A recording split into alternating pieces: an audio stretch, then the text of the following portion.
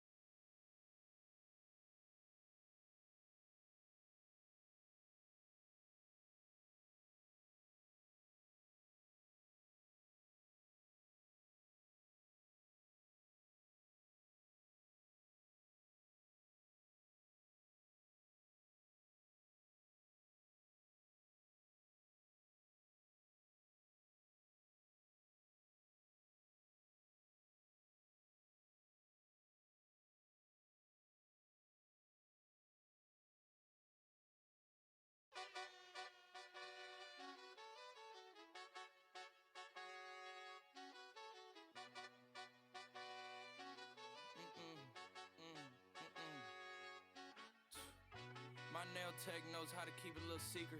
I don't wish for my success, I speak it. I caught a buzz and you did too, but you tweaking. I look like I've been getting money, how reek it. You smell me, that's LV. Walk around with my chest out and my skin smooth, I'm healthy.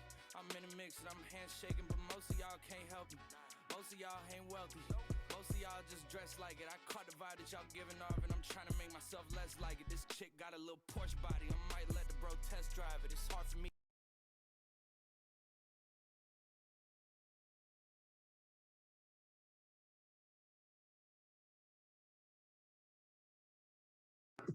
Can you guys hear that music? Just comment if you can hear that. I'm just trying to figure some video stuff out here, or some sound.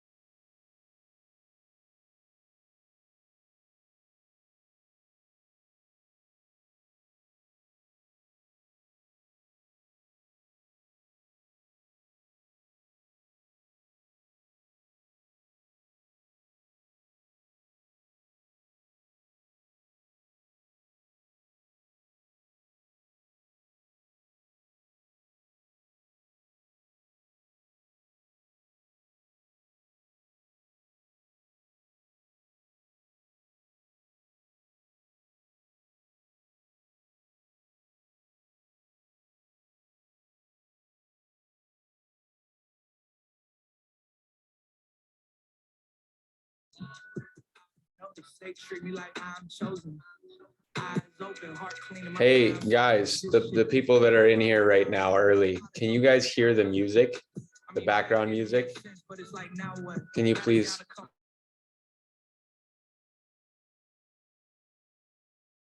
I just needed to make sure that you guys could pick up the audio, because there's going to be a video in this, and that's like the main piece of this entire thing. So I had to make sure you guys can hear. Close friends, I got friends that I keep close and they let it go while I read. Good to know.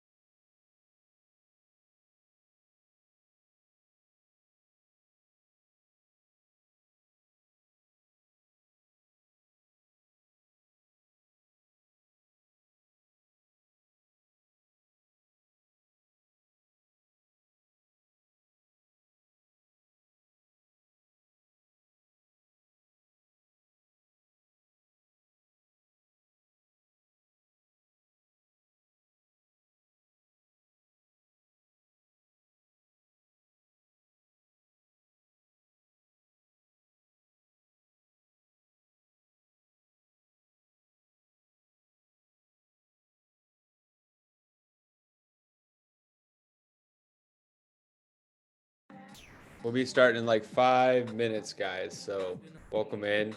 So just sit tight. Listen to some Jack Harlow if you want. If you hate this music, I'm sorry, but I like it. So suck it.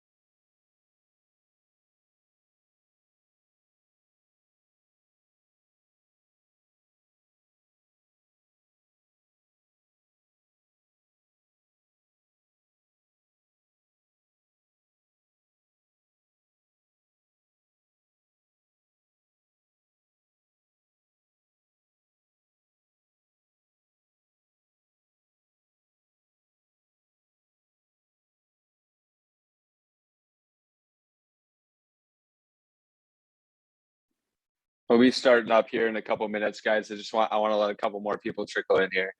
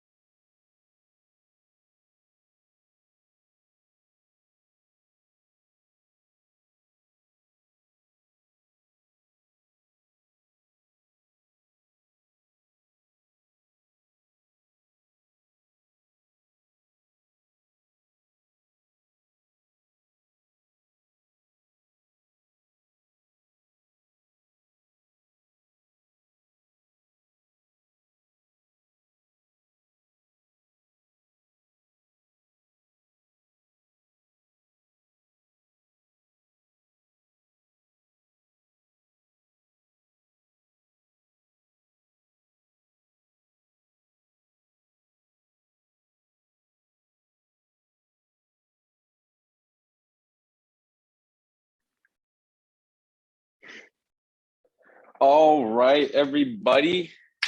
We should already be recording. I'm going to make sure that we're actually recording. I don't want to. Okay, we are. Perfect. So I'm excited today to bring you guys this little webinar, special webinar on the topic of course, porn. You know, when I was putting this together, I was so focused the last 3-4 days on like, what am I going to do? I'm like, what information am I going to share with them to actually help them get past this, right? Because trust me, I know the battle. It's not fun. It's very difficult. You know, I think a great analogy for pornography addiction, at least, and not everybody in here is addicted. Some of you guys just have a bad habit and are having a tougher time breaking it. Addiction is where you have pretty much completely lost control of your ability to do that or not. But a great analogy, it's like having a pack of cigarettes in the back of your pocket, but you're trying to quit smoking, right? But it's always in the back of your pocket and you can't really control it. You know, you can get rid of your phone and everything. You can put as many blockers as you want, but that only numbs it, right? And numbing it can help for a little while, but at the end of the day, there's a lot more healing involved with that. That goes deep into our brain and how it affects our brain. So I had put together multiple slides and of information, statistics, and things like that. And then I was like, I'm not kidding you, just a couple hours ago, I'm like, I don't think this is actually going to help them. And so I deleted, I think, 5 slides and kept one of them. And I found a video that does an incredible job. It's a 25-minute video. I watched the whole thing twice. And the information in there is absolutely amazing, and everybody in here will understand it. And I think it's going to fire you guys up. Some of you might have already seen the video for you YouTuber fanatics out there who are always watching YouTube. And just focused on self-improvement. But I just want to say that what we're going to do here is I'm going to show you guys some statistics of what's going on. And I'm going to talk about why I think it's sad. And I'm going to talk about why we need to be the difference and we need to be the change. And then we're going to watch the video. And then instead of me just rambling on the whole time about a bunch of different things myself, after that video, I'm going to open it up to you guys to actually communicate, and I'll have multiple people unmuted at a time, and we can actually hash things out, and let's talk about it, right? Because I don't want to just have a huge spiel and spill a bunch of stuff at you guys here, because it's like that might help some of you, but I'd rather you guys be able to talk. So it will be a Q&A at the end, but it's going to be deeper than that. Like, let's talk. I didn't really put a time limit on this. Ideally, this doesn't go more than 2 hours, but I'm going to give you guys quite a bit of my time tonight. I didn't have to do this. Casey didn't tell me to do this. I'm doing it because I understand that porn is ruining a lot of people's lives, and they're allowing that to happen. And I want to help you guys quit, because I don't want to see it. I don't want to see you guys continue to fall in this way and feel like you have to be so focused on it and just never get past it, because it's just going to affect every single aspect of your life. And I don't want that for you guys. So with that being said, let's hop into it. And I want to explain something here. There's a reason that I picked that background, by the way, because for some of us in here, it does feel like we're climbing a mountain, trying to get past this, right? And I get it. Some of you in here may have been struggling for over a decade already with pornography. That's a long time. There's a lot of healing that needs to happen. But in order for you to actually heal, you have to stop. Because if you continue, it's only going to get worse and worse and worse. So even though that mountain seems very steep, I want you to know that you can climb it. And the only way we can start climbing that is if we actually start climbing it, though, right? So let's start climbing it. Let's stop playing victim in our life. Okay. So I just want you guys to know that you can do it. Okay. I believe in you. And that's why I'm doing this. If I felt like you guys weren't going to actually take this serious after this call, I didn't think you guys could take it serious, I wouldn't be on here right now. I wouldn't be doing this call for you guys. So with that being said, let's just go ahead and hop right into it here. So let's talk about some statistics, guys. I'm just going to read through these and then we'll talk about it. 46% of men and 16% of women between the ages 18 and 39 intentionally view pornography in a given week. Now, those numbers might even seem low to you guys. But I want you to know 46% of men between the ages 18 and 39, that's a 21-year gap,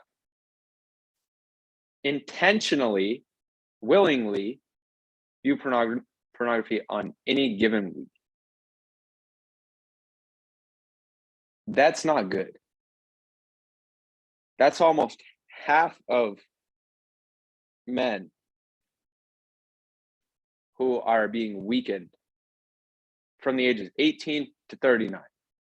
And our prime, you are in your primary years to do great things with your prime energy between the ages 18 and 39.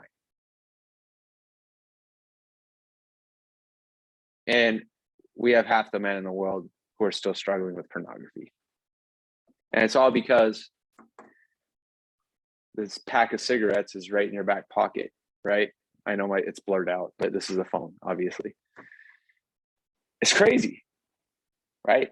The device you're on right now can pull that up in the next 15 to 20 seconds if you want.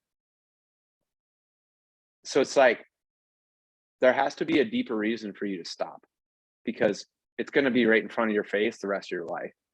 And it's only going to get worse and worse, but it's up to you to actually stop and move on from it.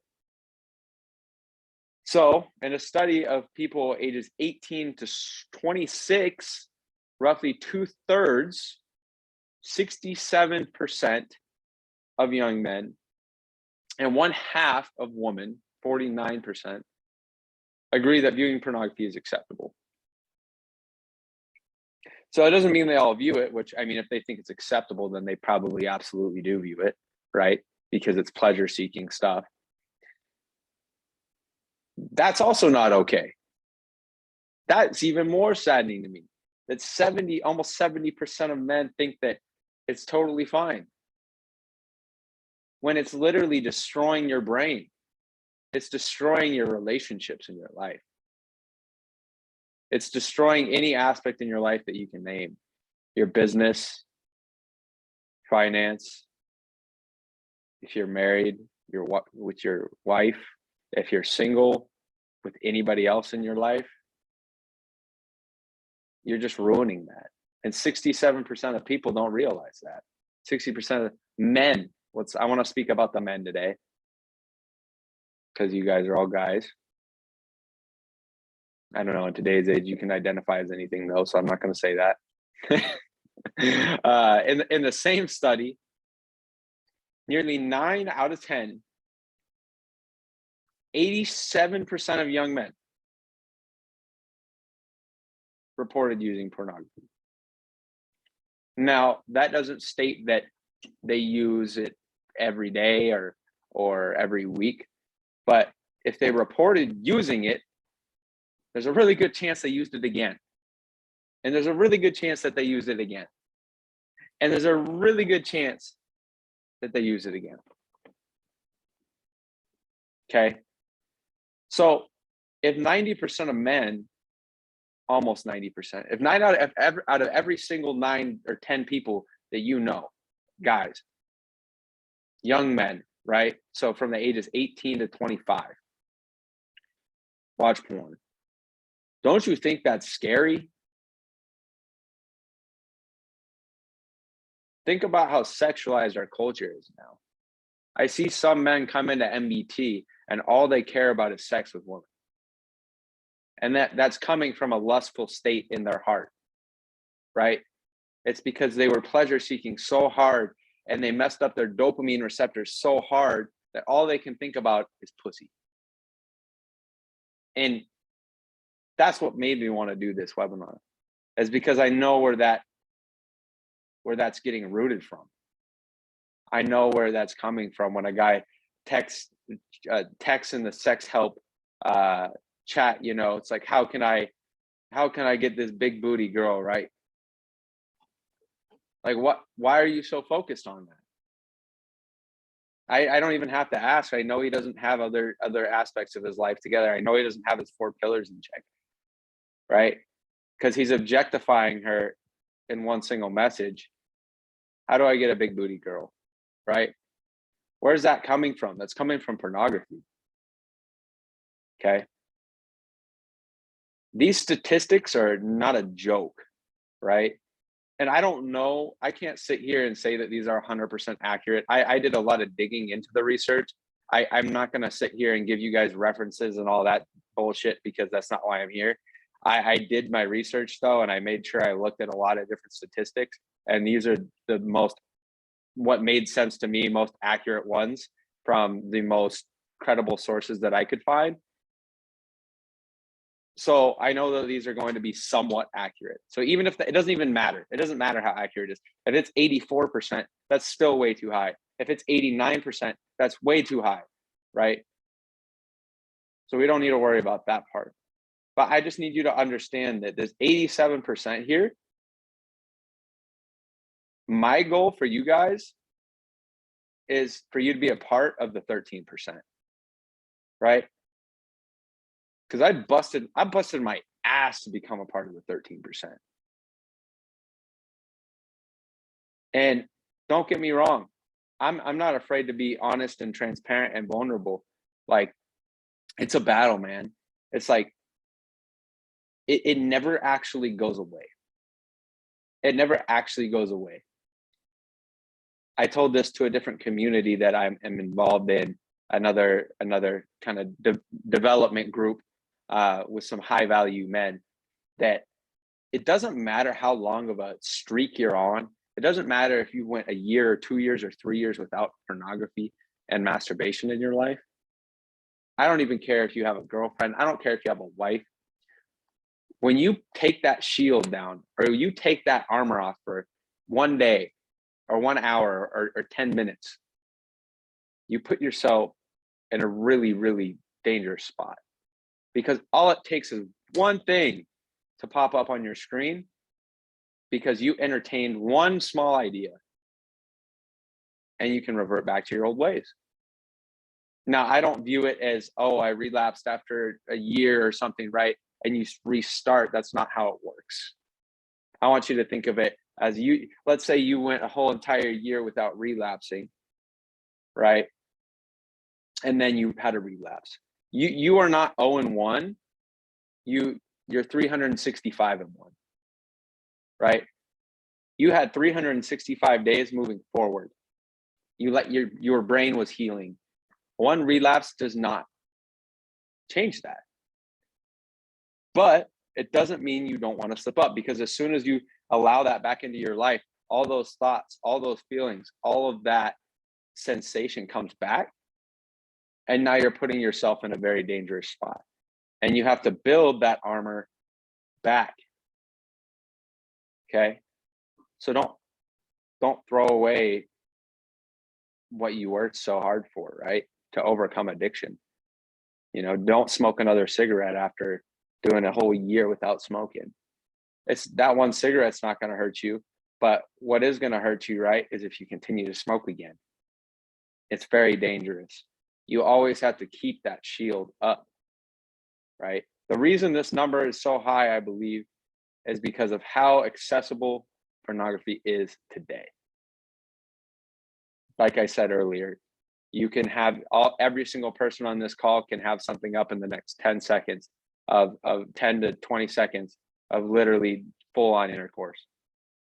And that is scary. And it's not going to go away. It's the most accessible drug there is. You don't have to pay for it, right? As long as you have internet, you don't have to pay for anything. You can just go and type something in a browser and you're there. So on a level of just simply going through this battle, I want to share that what helped me was really diving into my connection with God. And I don't care if you believe in God or not in here. I don't care what your beliefs are in here, but I'm telling you what my story was and my journey was. And when I started to lean on a higher power and lean on purpose and lean on that, is when I noticed that battle wasn't easier, but I was able to climb that mountain. And it gave me the strength, the mental strength, the emotional strength to be able to go and climb that mountain. Now, I'm not saying it's impossible to do it without what I just said. So I'm not going to go too in depth into the spiritual side of that. Do I think having God in your life is going to help you get there? Absolutely. I think that is your way to truly defeating this addiction in your life. But without it, you know, how do we start fighting that? And we're going to talk more about that later. But I wanted to start out just by showing you guys these statistics and sharing a few things about me, because I battled it from the time I was 11 years old. And then we're going to dive into this video. But I just want to share that when I was 11 years old is when it was introduced. And I wasn't able to truly overcome any of it until I was 21 years old almost. Actually, until I was 21 years old. And, you know, it's still a battle, though. It never ends, is what I'm saying. Right? A decade. I was 11. I didn't mean to find that. It was an accident, right? It was on Facebook. I didn't know what to think. And little did I know, but that would wreck my life for 10 years after just clicking on one video on accident, not knowing what was going on. But man, it's like, I know that you guys all have your own stories with that too. But just so you know, your coach also went through a lot of hardships with that as well. And I was able to overcome. I did it with faith. I did it with leaning on God and leaning on the accountability around me. Right? I leaned on the people in my life who maybe had overcome it already themselves, or just people that I know wouldn't judge me. People that I know would be there and truly be there to help me in those situations, in those times. And what a blessing that was. And just so you all know, you all have that. You all have that here. And some of you might be saying, Nick, well, why'd you delete the NoFap channel? Because too many of you were focused on NoFap. You weren't focused on actually growing in your lives. NoFap does not make you grow. Focusing on the things that actually help you grow in using NoFap as a supplement for that is what you want to do. But here's the thing: if you're focused on NoFap and you're focused on the supplement, then you're not focused on the things that actually matter. That's why we don't have the NoFap channel. But guess what? All of you in this call right now, I know you want to beat this. I know you want to get past this. So you guys can communicate with each other. I never said you guys can't go and have an accountability group. If you guys want to make a channel outside of this called accountability for porn or whatever, I don't care. You guys can do that. Nobody said you can't do that. And hold each other accountable. Hop on a Discord video call with each other once a week and hold each other accountable, right? I don't have an issue with that at all, right? But I don't want your focus within MBT to be that. But here we are on this call tackling this at a deeper level. You are going to get more value out of this call than you ever would in the NoFap channel. I don't care what anybody said in there or a video they sent you, right? This is more formal. This is more intentional. This is going to be more healing for you guys. This video that we're about to watch, I want you guys to really pay attention and sit tight. It's a 25-minute video. And I wasn't planning on doing this, but once again, I watched it and I'm like, man, I got to share this with the guys. Because this guy here, whatever his name is, explained it so good that I knew doesn't matter how much I studied, I wouldn't be able to explain it as good as this guy did. So I want you guys to watch this video, and I'm going to turn my camera off and mute my mic, and we're going to watch the video. And then we're all going to open up and talk about our stories, how we can grow through this together, and what the next step is for you in your life so you can truly overcome this. So I need to make sure before we officially, I need to make sure you guys can hear this. So can you guys type in the chat? Just type a 1 in the chat if you can hear this.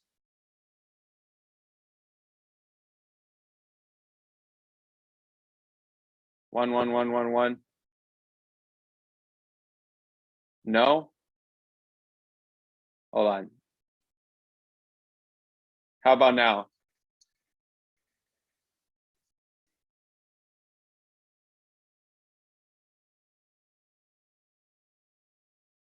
Nothing? Okay.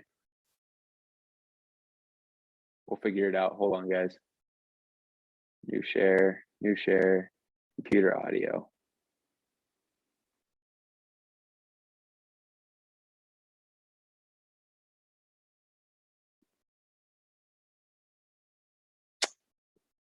Interesting. Hold on, guys. We'll get it. We will get it.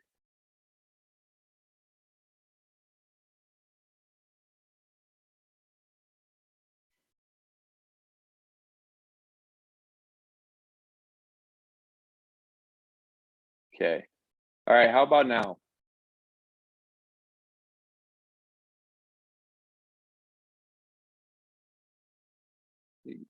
You got to be kidding me. I even looked all this up on YouTube. Okay, that's fine. We'll get it. That's so weird, but you guys could hear the music, no problem.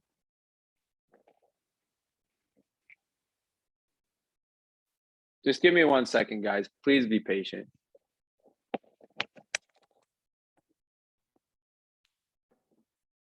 Let's see here.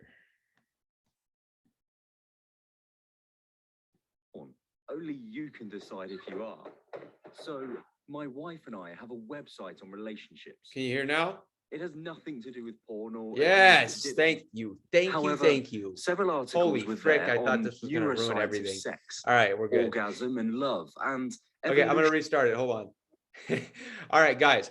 So when you're watching this video, if you can take notes, but please just dial in and listen to this. If you are on this call, I know there's maybe not all of you, but I know the majority of you struggle with pornography.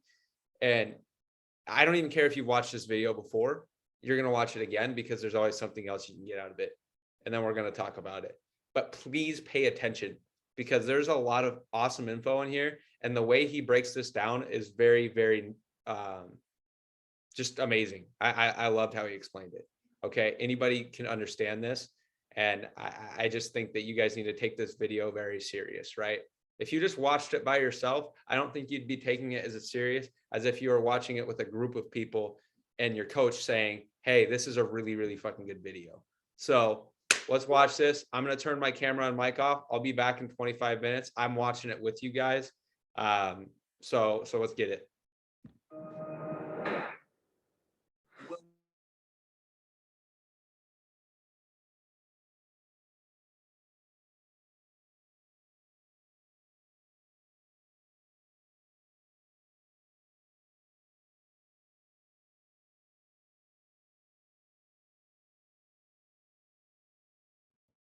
Seriously? Maybe I need to keep my mic on. On neuroscience of sex, How about now? orgasm and love, and evolution. Okay, I gotta and keep my mic on. sexuality, I and got even you. addiction. So about 5 years ago, porn users began showing up. I guess they found us through Google and they began telling their stories and blogging and sharing, and more showed up and more showed up. We learned a lot. Here's a little bit of what we learned. Number one, internet porn is not Playboy, but I bet you already knew this. You know the centerfold of the magazine gets old pretty quick. Internet porn is really far more stimulating than just images. It's really due to the endless novelty and the ability to click from one image to another. Another reason internet porn is so stimulating is that it can escalate rather quickly to more kinky or more shocking material. Number two, addictive personality is not a prerequisite for getting hooked on internet porn. Now, the standard model is that you have to have a predisposition. You have to be genetically inclined to get addicted. Well, this is definitely true. But what we found out is that many of the guys who were showing up on the site had never had any other addiction. They were just regular guys who started watching and got hooked. And what's interesting is once they got off a porn session, they returned to their, quote, normal selves. Number three, understanding how heavy porn use affects the brain is very helpful to users. When you understand how the brain works, it really allows you to steer your ship a lot better when you're trying to get off porn. Here are the basics. Porn overstimulated your brain, and your brain changed. You see, being hooked on porn is due to the same brain changes that occur with all addictions. These brain changes are behind your cravings. These brain changes keep you coming back to porn, even if you want to quit. The internet porn is what we call a super stimulus. What that means is that it's way beyond what we've ever encountered during our evolution. Here's the big picture. We're a hunter-gatherer brain, living in a modern world. Our environment has drastically changed. I suppose I don't need to tell you that, yet our brains have barely evolved in the last 100,000 years. This means we are not well suited to many aspects of modern life. From living in isolated boxes, to going to work, to working in desk jobs, to worrying about global warming or the economy. Oh my gosh. What the frick is that? We're supposed to be sitting around the campfire, not sitting in front of a computer watching internet porn for hours a day. Here's another example of environment changing and our brains not quite catching up. I haven't seen too many pictures of fat hunter-gatherers. Have you? And yet, 70% of Americans are overweight. So what's going on? Our brains are programmed to love high-calorie foods.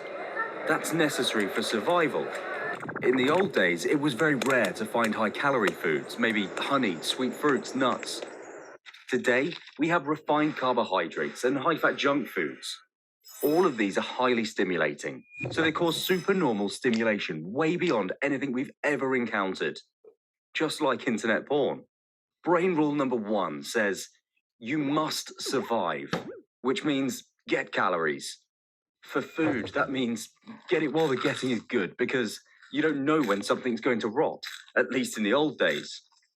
So your primitive brain is urging you to binge at every opportunity, to get as much as you can. This leads to overconsumption. This rule also applies to sexual partners. Brain rule number 2, making babies.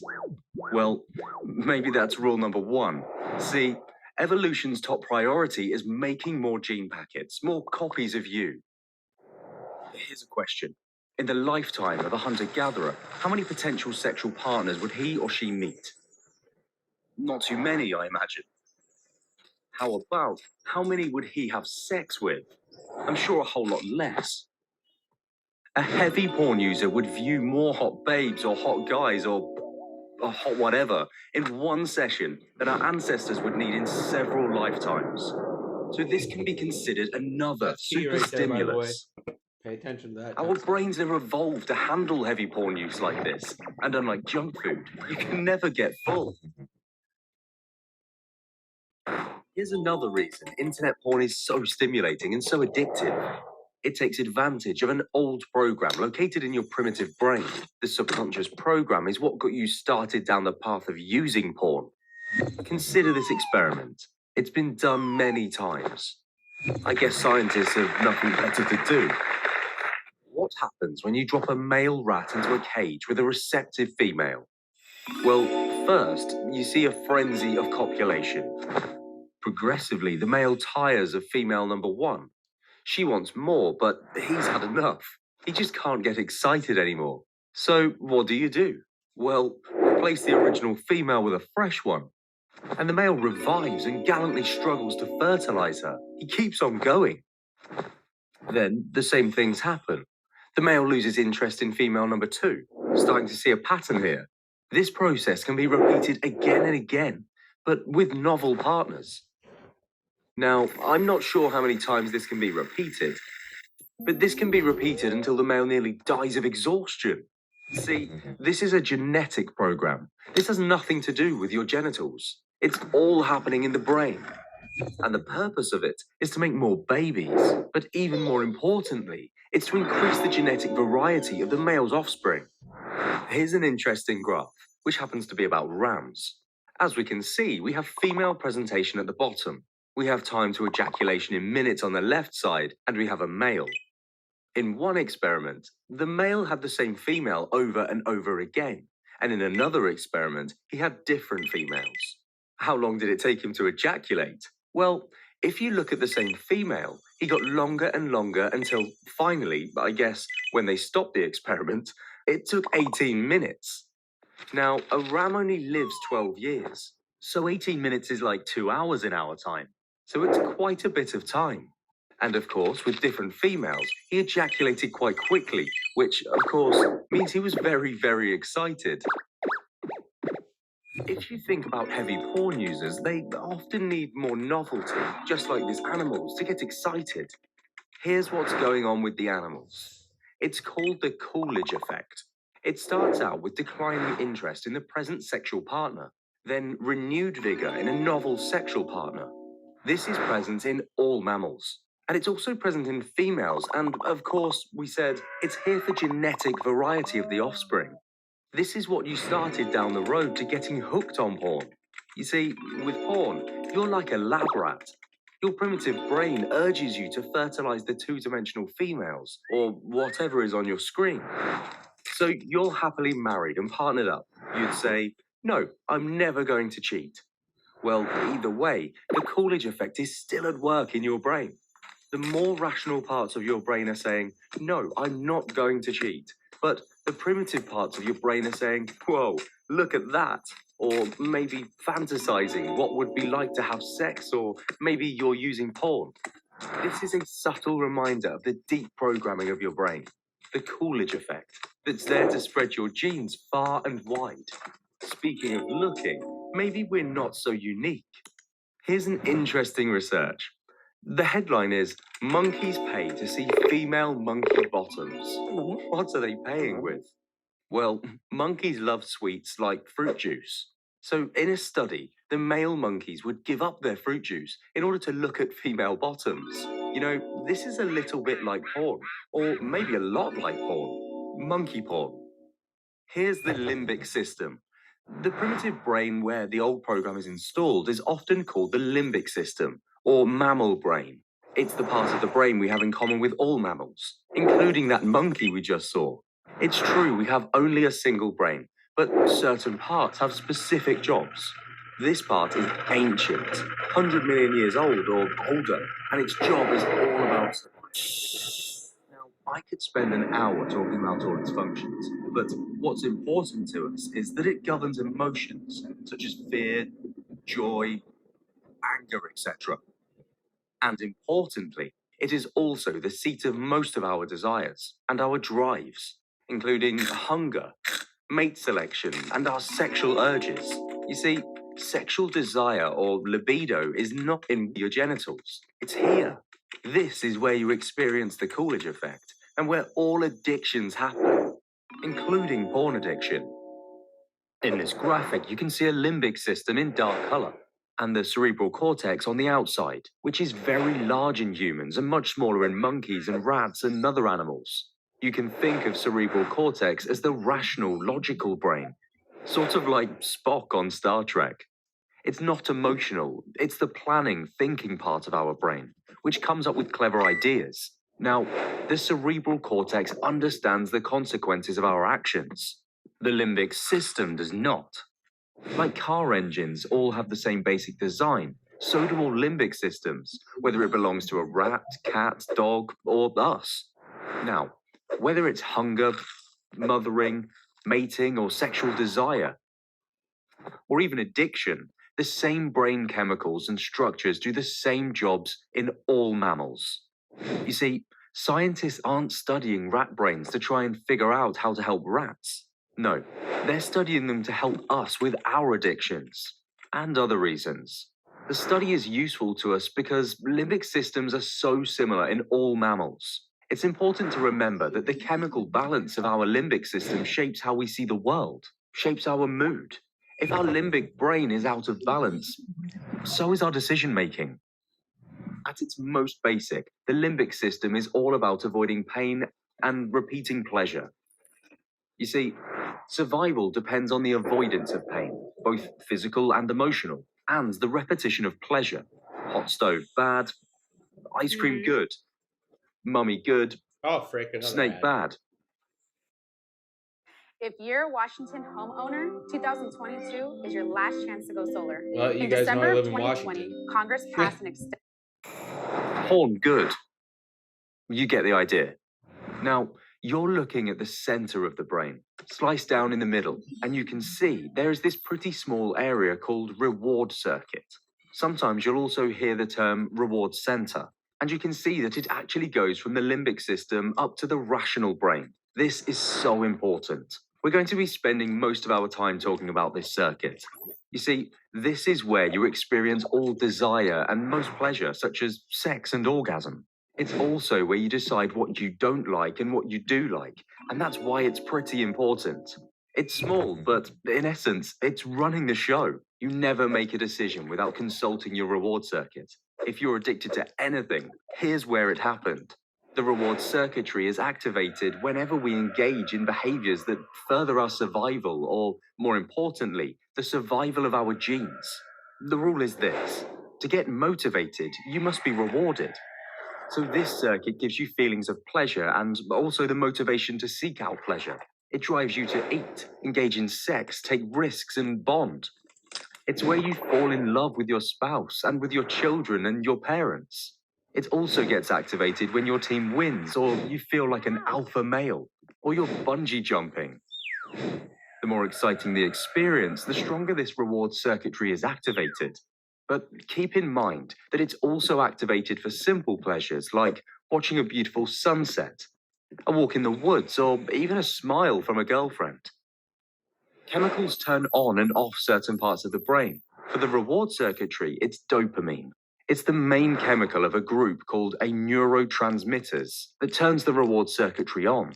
The reward circuitry is the engine. It truly is. And dopamine is the gas. If you really like high-calorie foods, that may be because you actually get a bigger blast of dopamine for it than you do for low-calorie foods. You crave them more because they register as more rewarding. attention to this That's part. why you choose chocolate cake over Brussels sprouts. It has been programmed. Give me high calories. Think about sugar. A sugar buzz is dopamine acting on the reward circuitry. It's not the sugar in your blood acting on the brain. Now, excluding drugs like meth or cocaine, orgasm is the biggest blast of dopamine. Dopamine has lots of nicknames. The craving neurochemical, the I've got to have it no matter what neurochemical. You see, it's behind all motivation to do anything. You're not craving ice cream or sex with a porn star. No, you're actually craving more stimulation of your reward circuitry. You don't want to win the lotto. You want to activate your reward circuitry. The bigger the surge of dopamine in response to something, the more you want it. Here's a question. Why don't those hedge fund billionaires retire? They certainly don't need any more money. Yes, they want more dopamine in the form of winning at the stock market game. Here's the normal pattern of dopamine release. It looks something like a roller coaster because in biology, what goes up must come down. It could be food, sex, or even water when you're thirsty. So let's say you're hungry. Dopamine starts rising. Then you think about a burger and it rises more. When the burger is sizzling, dopamine's going way up. It peaks right about your first bite.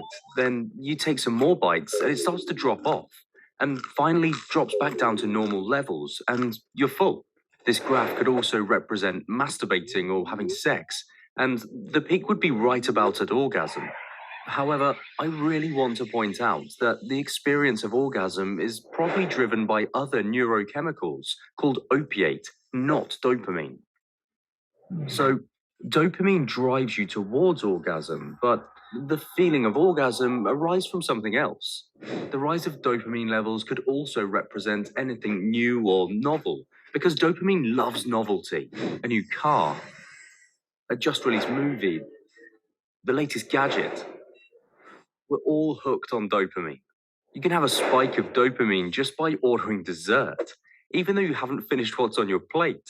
Dessert is something new. In fact, dopamine surging in your reward circuitry can override your feelings of what's called satiety or fullness, regardless of what your rational brain may think about overeating or even watching porn. As with everything new, the thrill fades and dopamine levels drop. Now, back to the Coolidge effect. So, dopamine is what is behind the Coolidge effect. If you look at our little graph here, we have a female rat number 1, female rat number 2, and dopamine level. What's happening is that the reward circuitry of the male is squirting less and less dopamine in each copulation with female number 1. And then eventually, the male can no longer copulate because there's not enough dopamine. Dopamine is behind libido. Then you drop in female number 2, and the male gets another squirt of dopamine that surges his libido, and he goes back to work. This is what's behind the Coolidge effect, and it's also why you click onto new videos while you're watching porn, to get another big squirt of dopamine with something novel. Okay, let's give another nickname to dopamine. Let's call it the molecule of addiction. It's because changes in your brain that lead to addiction caused by changes in dopamine level. Cocaine, alcohol, nicotine, they all feel different, but all of them flood the reward circuitry with dopamine. All addictive chemicals and activities raise dopamine levels. It's what makes them potentially addictive. Of course, you need continued use of the addictive substance or activity to cause physical changes that lead to addiction. Here's an odd thing. We've mentioned it before. Dopamine is released in response to expectations rather than actual levels of pleasure. It's the drive to get it. It's the craving. But as I've mentioned, the actual pleasure of eating or orgasm is probably opioids. Those are morphine-like chemicals being released in the brain. Dopamine is wanting it. Opiates are liking it. Addictions are basically chasing after dopamine. So what happens is addiction is wanting more, but liking it less. Speaking of wanting and the power of the reward circuitry, here's an experiment. We have a rat, and you see there's a wire, and then there's this electrode that's actually going to the reward circuitry of the rat. And the rat has its little paw on a lever, and whenever it hits that lever, it sends just enough electricity to the reward circuitry to stimulate it. Now, what will happen is this rat will just keep hitting the lever and hitting the lever thousands of times an hour until it drops. It won't stop to eat, sleep, have sex, or even take care of the pups. It'll give up everything just to press that lever. As we know, this behavior is not unlike some serious drug addicts. Here's another experiment. They take the same rat and they have an electric grid between the lever and the rat. So the rat has to feel painful shock in its little paws to go over to the lever and press it. Well, the rat will actually cross the bridge and endure the shock. But if you take the rat and put an electric grid between them and food, they will not cross the electric grid.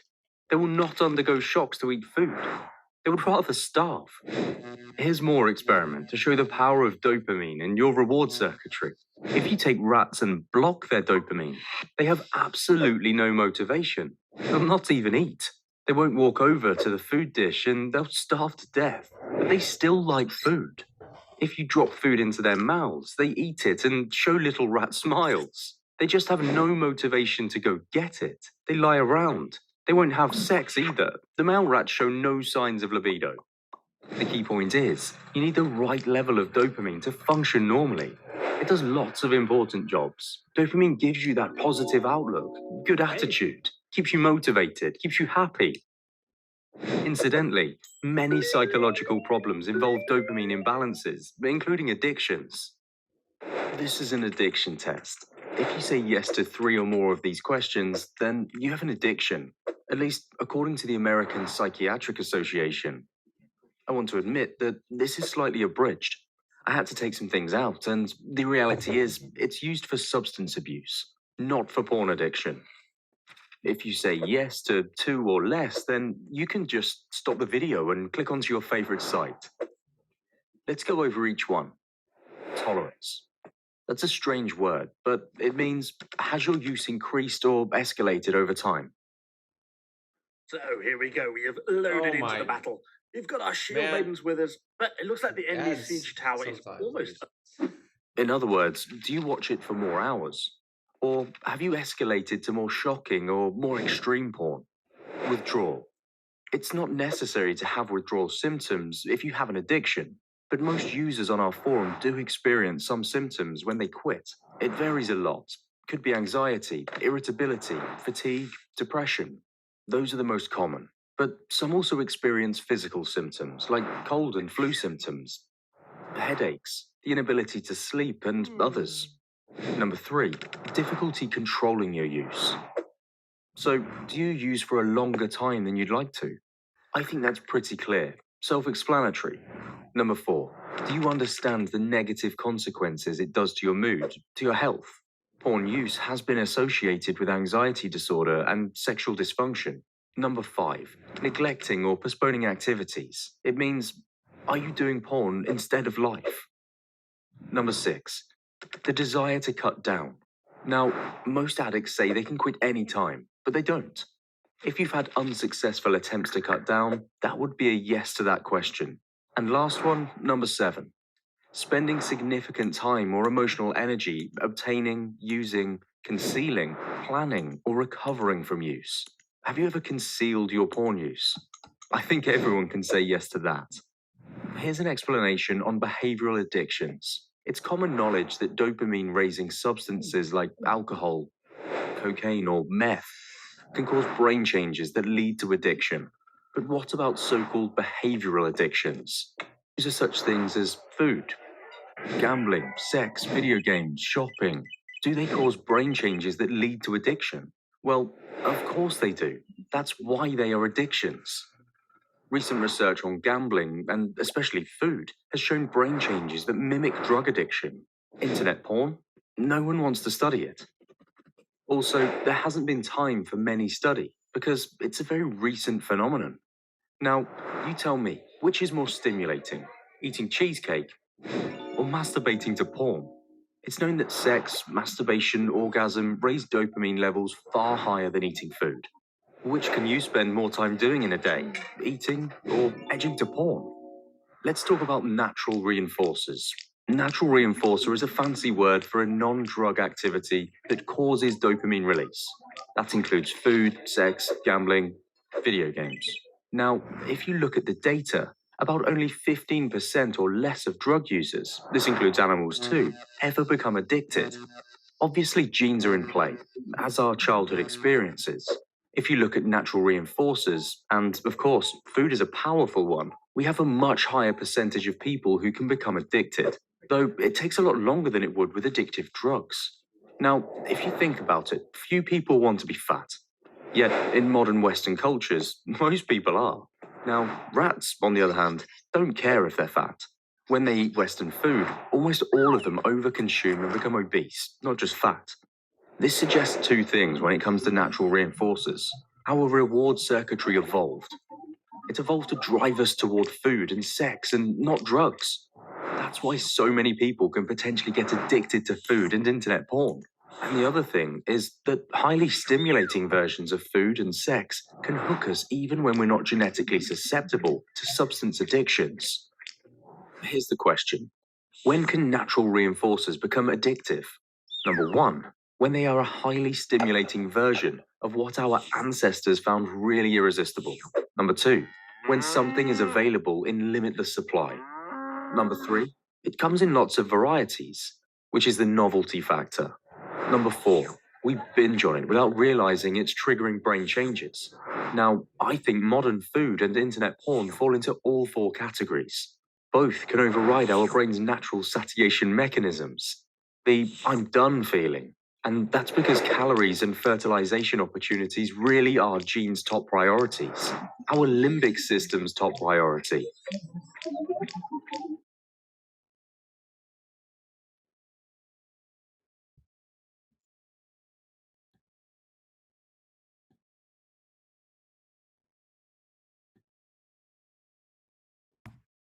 All right, guys. Awesome. So, as you can see, that video is very informative, and I'm sure a lot of you guys already knew some of that stuff. Probably not all of it though, right? And even if you do, it's a great reminder just on how your brain actually is functioning on pornography. And I think the part that really got me in that video when I was first watching it, and even this time when we watched it, was when he says our ancestors would have to live 10 lifetimes to see what we see in 30 minutes. You know what I mean? Online in one little session, which it's crazy, right? That's actually, there's more power in that than you think, right? Our brains are not designed to be viewing that, period. That's synthetic bullshit that's just destroying us. I one thing that really gets me kind of fired up about it is when he's showing the example of the brain and how food is compared to that, and how I mean, I know it's an animation, but how it just fills the brain, right? And then food just kind of expands it just a little bit with the dopamine.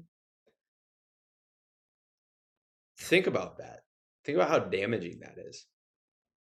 And every time you do it, you're just developing more and more and more damage.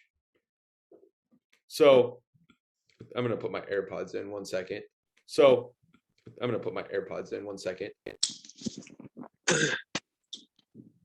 With that being said, it's like, now what, right?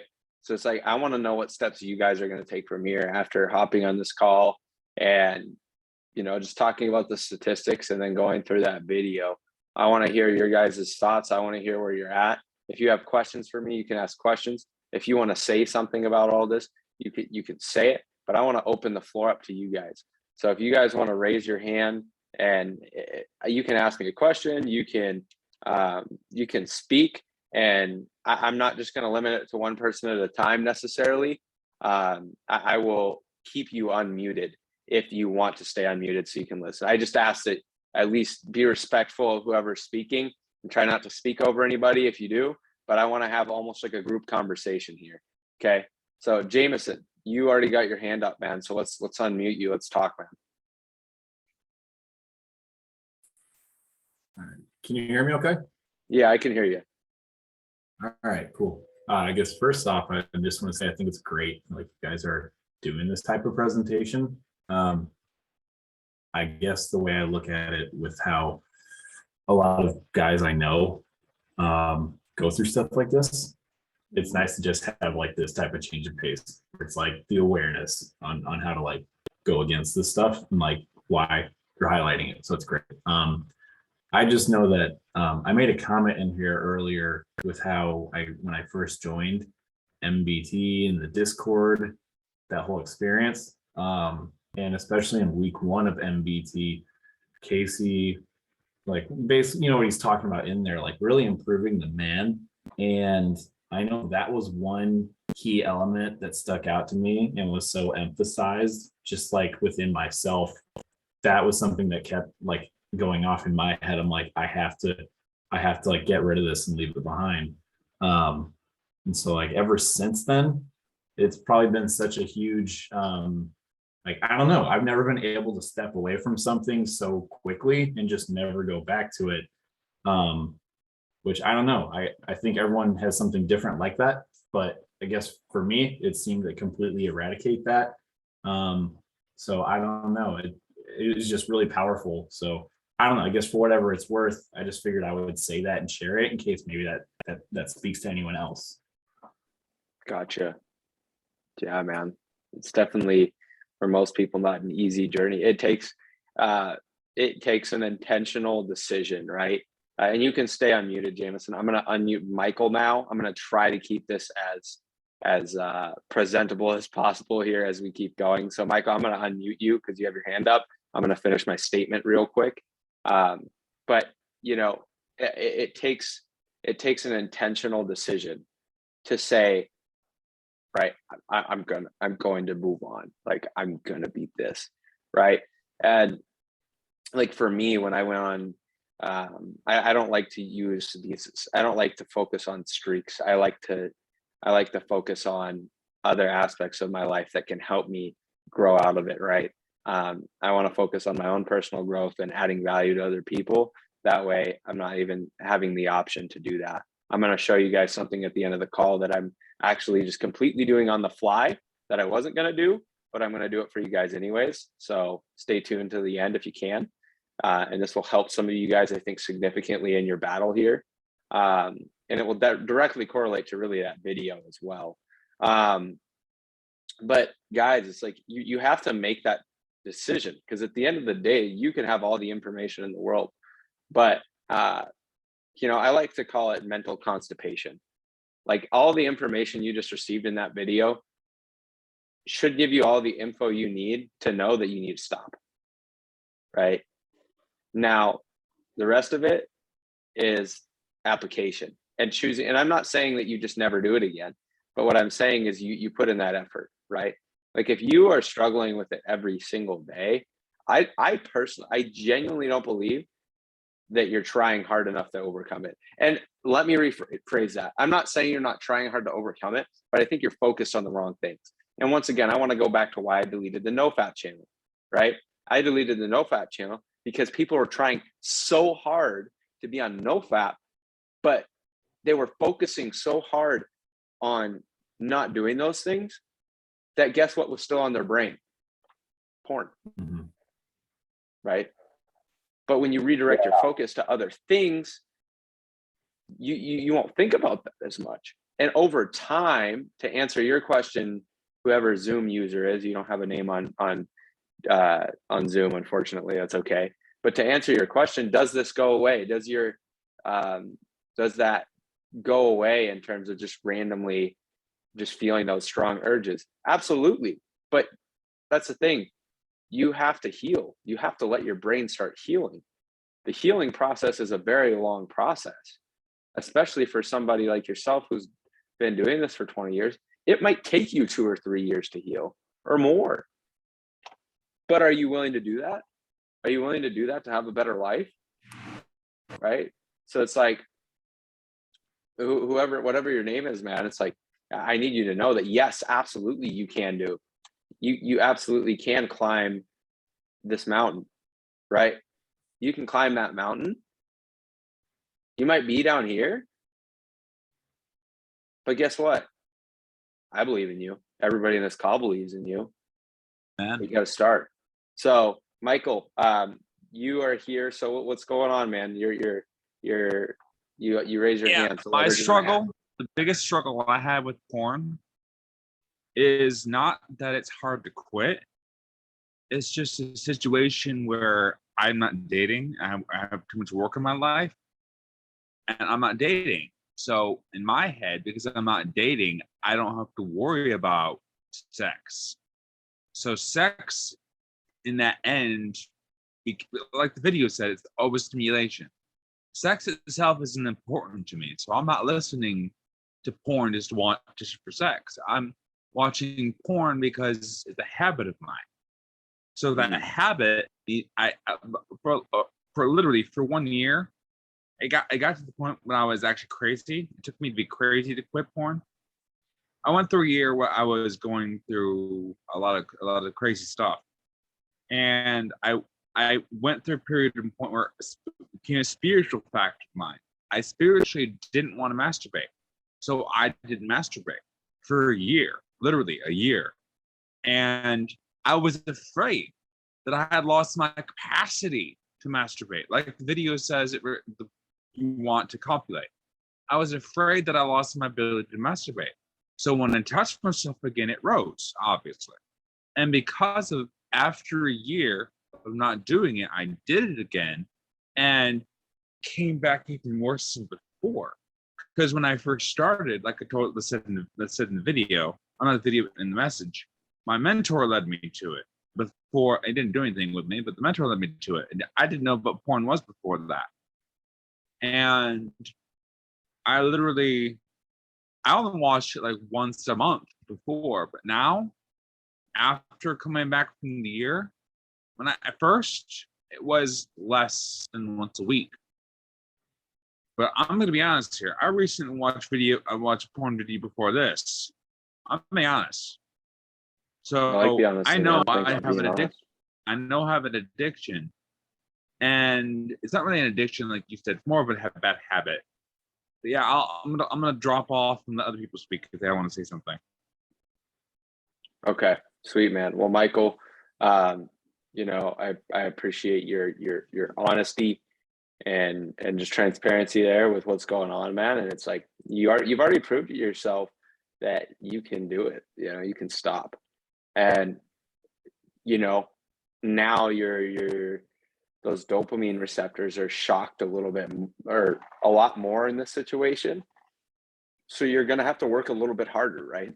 You know, it's not going to be as easy. You know, instead of smoking 1 pack of cigarettes a day, it's 5, right?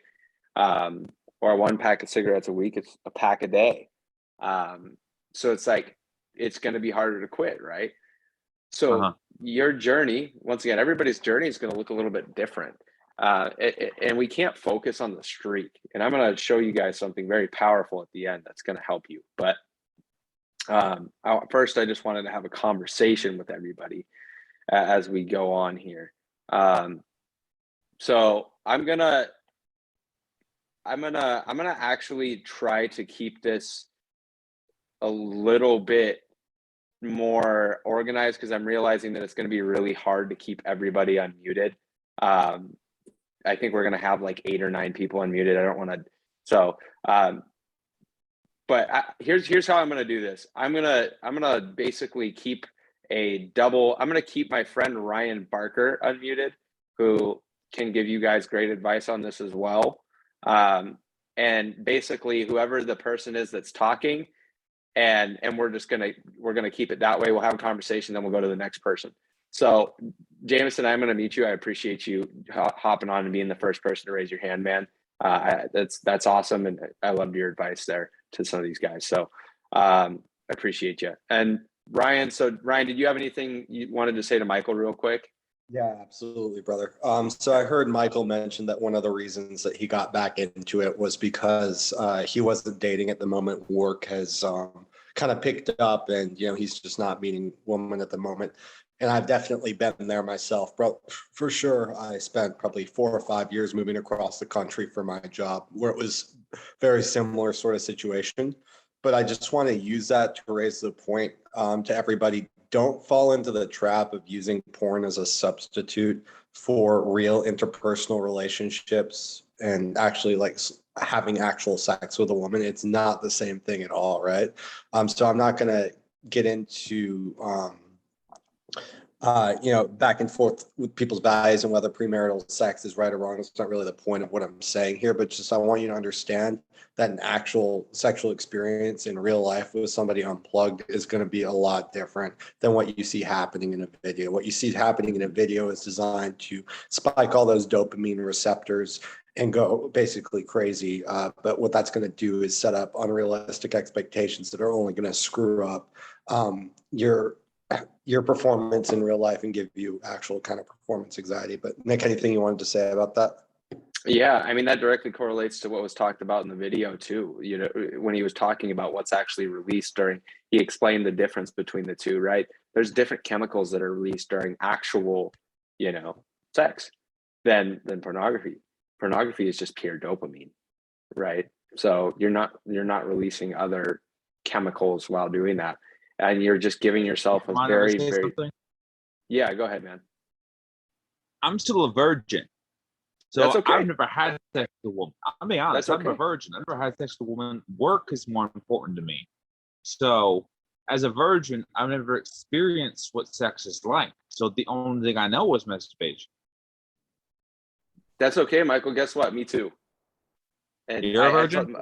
Yeah, a lot of guys know that. I've had a girlfriend for 11 months. I still am a virgin. Now, Wow, have I had experiences with her in that way? Just not actual, and of course.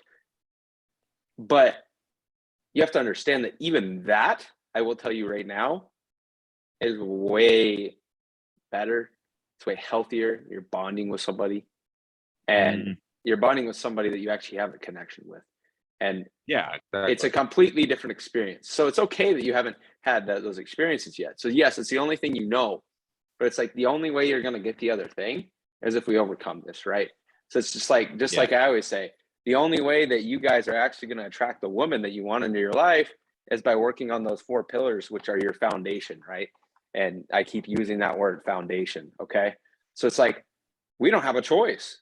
Like, it doesn't matter whether we're a virgin or whatever, right?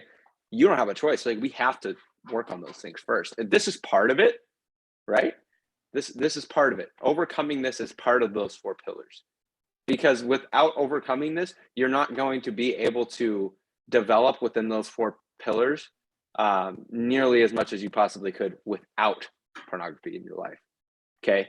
Ryan, you can stay unmuted too if you want. But Michael, I hope that helps, man. We're gonna keep running through people here. Just keep listening in. There's gonna be things you're gonna learn. Did you have anything else you wanted to add for Michael, Ryan, before we move to the next person? I had a question that you can add. You're gonna add later. You can tell us about the 4 pillars. I was curious what those were. Oh yeah. So if you're on, I'm assuming you're on Discord, obviously. So the 4 pillars were okay. So your 4 pillars are physical, financial, spiritual, and emotional, right? Got it. So those are the 4 main areas you want to be able to grow in to build a strong foundation for yourself in your life, where you can attract a woman who also has a strong foundation, so you can build a strong relationship with them. And eventually, if you want, a strong marriage and a strong family. And then you'll have strong businesses, and you'll have strong networks with people, and you'll be able to do so many more things. It all starts at your foundation though. And that's your foundation, is those 4 pillars. So that's where we want to shift our focus. That way we can actually attract the woman we want. Does Casey have video on that or something? No, that is something that I actually learned from somebody named Hafiz, who runs the Roommates, and he was another YouTuber who speaks on some things in relation to what Casey speaks on, but he's a little bit different. He's more focused on development of men, and I kind of implemented some of that into MBT. So that he teaches those 4 pillars. So I basically took that from him and applied it to MBT. Channel before after you end this, so I can check it out. Sorry, plug his channel. Yeah, well, how do you spell his name so I can look him up after this video? just type in the Roommates. The That's his channel. Roommates.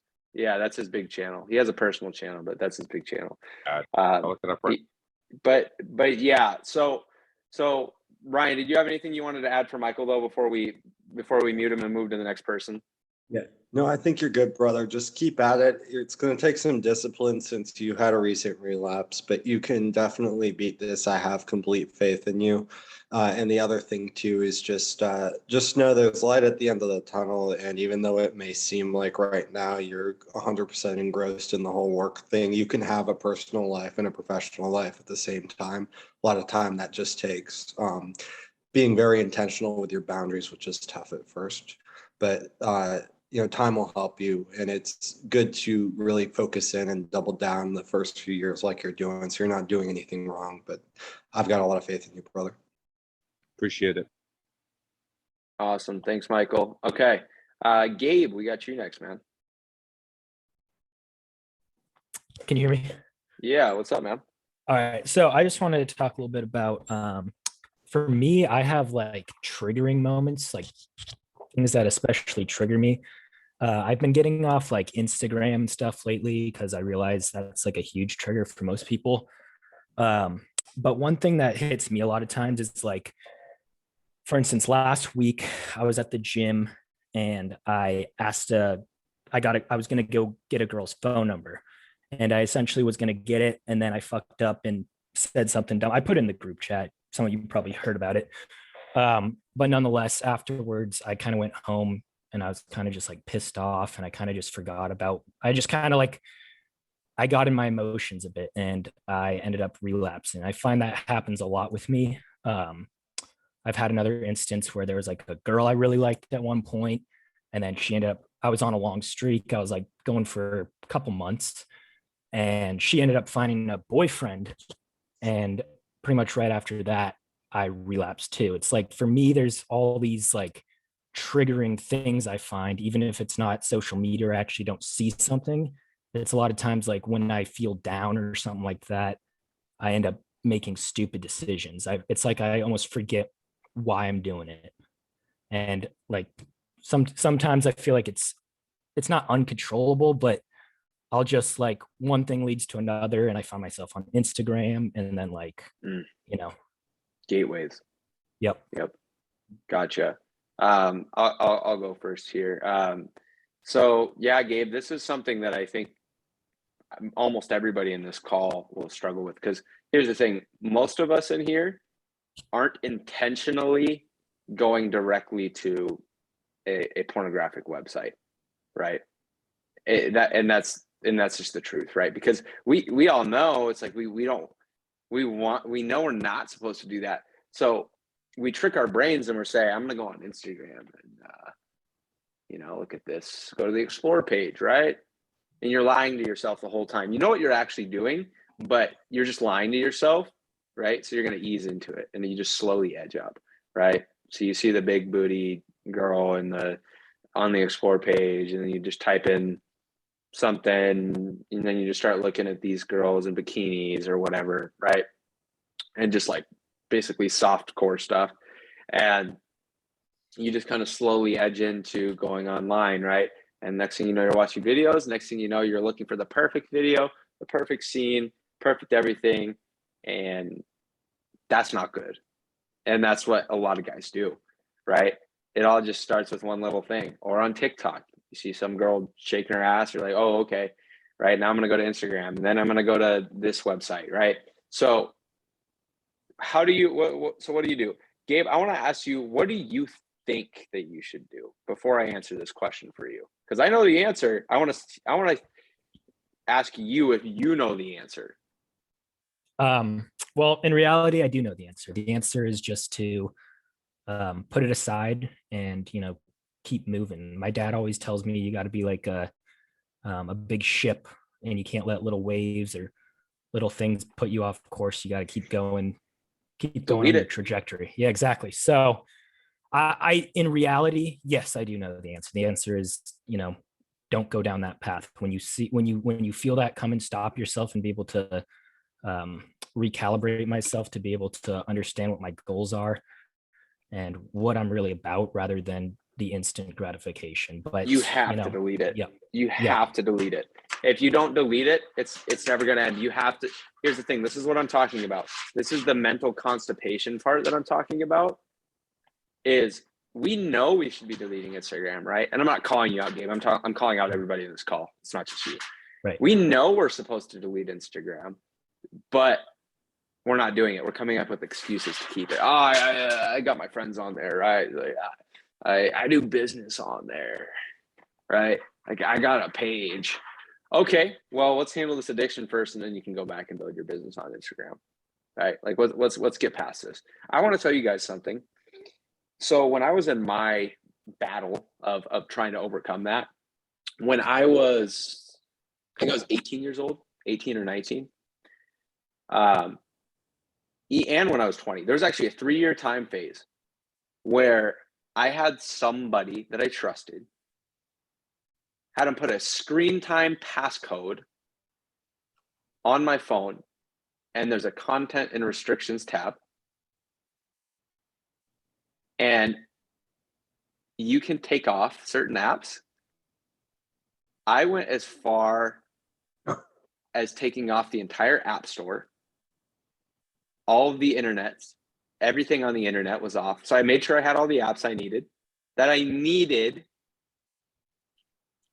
I took the internet off of my phone. So any web browser was off my phone.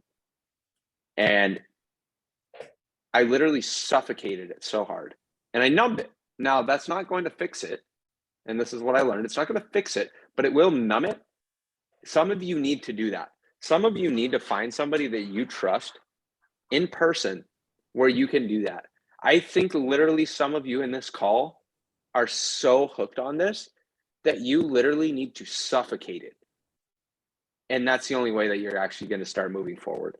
You're going to suffocate it by literally taking the internet off of your phone, literally taking the app store off of your phone, and making sure you have all the apps. And if you need an app, you have to go to that person. You have to drive to that person's house. I don't care. Make sure it's somebody that lives in a somewhat close proximity who's available sometimes, right? And you have to say, hey, can you type in the passcode so I can download an app? I'm not kidding you. I did that for 3 years of my life. Okay. Now, when I took it off, did I go back and forth and struggle a little bit? Yeah, but it prepared me to win, right? It prepared me to actually win and overcome. See, most of you in here hate what I just said. Like, oh, that sucks. Like, I don't want to do that. Trust me, it fucking sucked. I didn't like it. I remember I got a job at a bank, and they asked me, hey, I need you to just download a few apps that are like work related for the email, for this and that. I said, I can't do that. And she's like, sorry? I'm like, I can't do that. I have a restriction on my phone. And she's like, what do you mean? I'm just like, I just got some things that I had to take off my phone, you know. Now, was that embarrassing? A little bit. But at the same time, I actually enjoyed saying it because I knew I was putting in the work to overcome. So it was like mixed feelings in that moment. It was really weird. I remember all my coworkers were like, what? Like, that's really weird. Like, what is he talking about? You can't download the app. You don't have the app store on your phone, right? It was weird. But that's when I knew I just knew it. I'm like, I'm doing the right thing, right? That wasn't fun. Was it worth it? Absolutely. as Aaron just said in the chat, no sacrifice, no victory. You're going to have to sacrifice some things. You can't hop off of this call, keep your Instagram, keep your Twitter, keep your everything you have, and just expect to win. You have to set yourself up to win. So that's my answer, Gabe, is we got to start making the moves that are necessary. Now, I don't think all of you have to do what I did. I don't think all of you need to take the internet off of your phone. You can still block certain websites. That will also help numb it. I understand that some of you are going to need that for work. I totally get it. I was at a point in my life where I didn't. So make sure you can still function and be productive with what you need to do.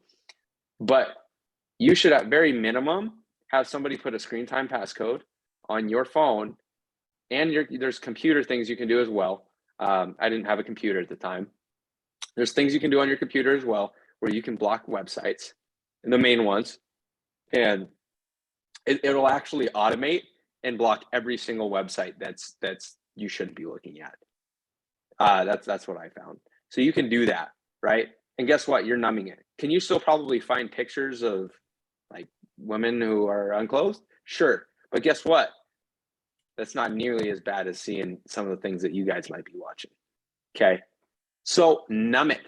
Like, let's numb it. And at the same time, let's just set ourselves up for victory by numbing it. Okay. Numbing it's not going to cure it, but it's going to help, and it's going to set you up to win. You have to sacrifice. So that's my answer. Ryan, do you have anything you want to add to that or say to Gabe here? Yeah, absolutely, Gabe.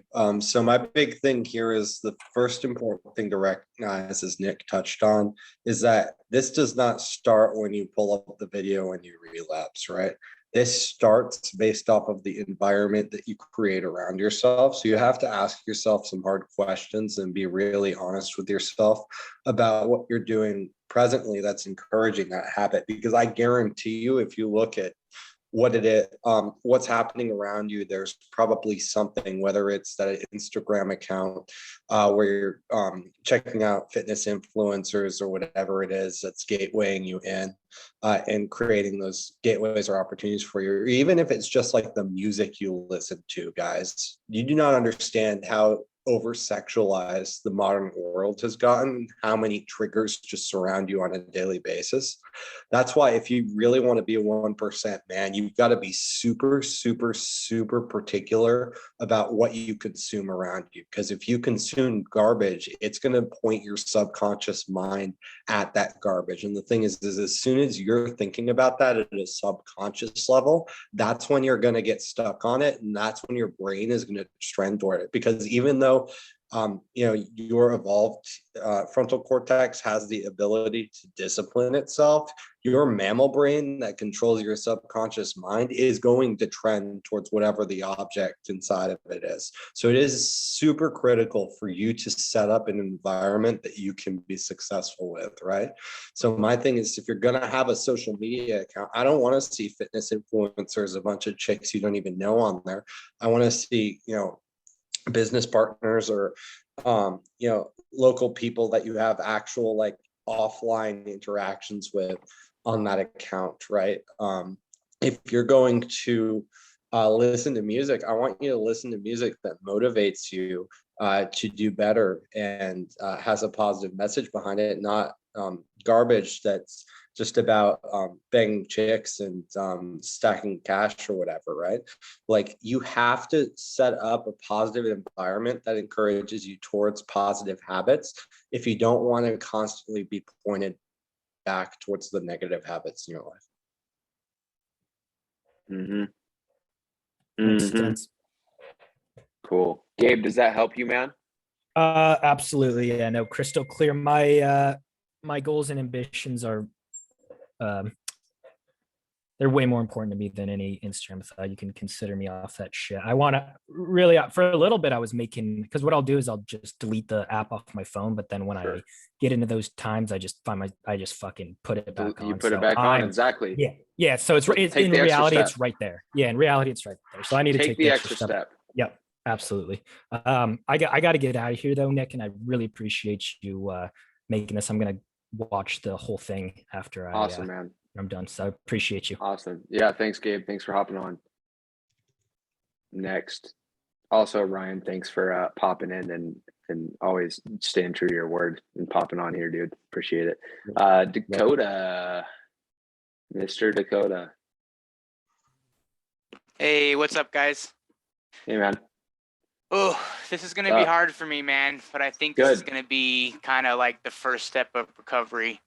I would say I've definitely been addicted to porn since I was a really young age, and it's not gonna be easy. But not only has it been porn, it's been transsexual porn.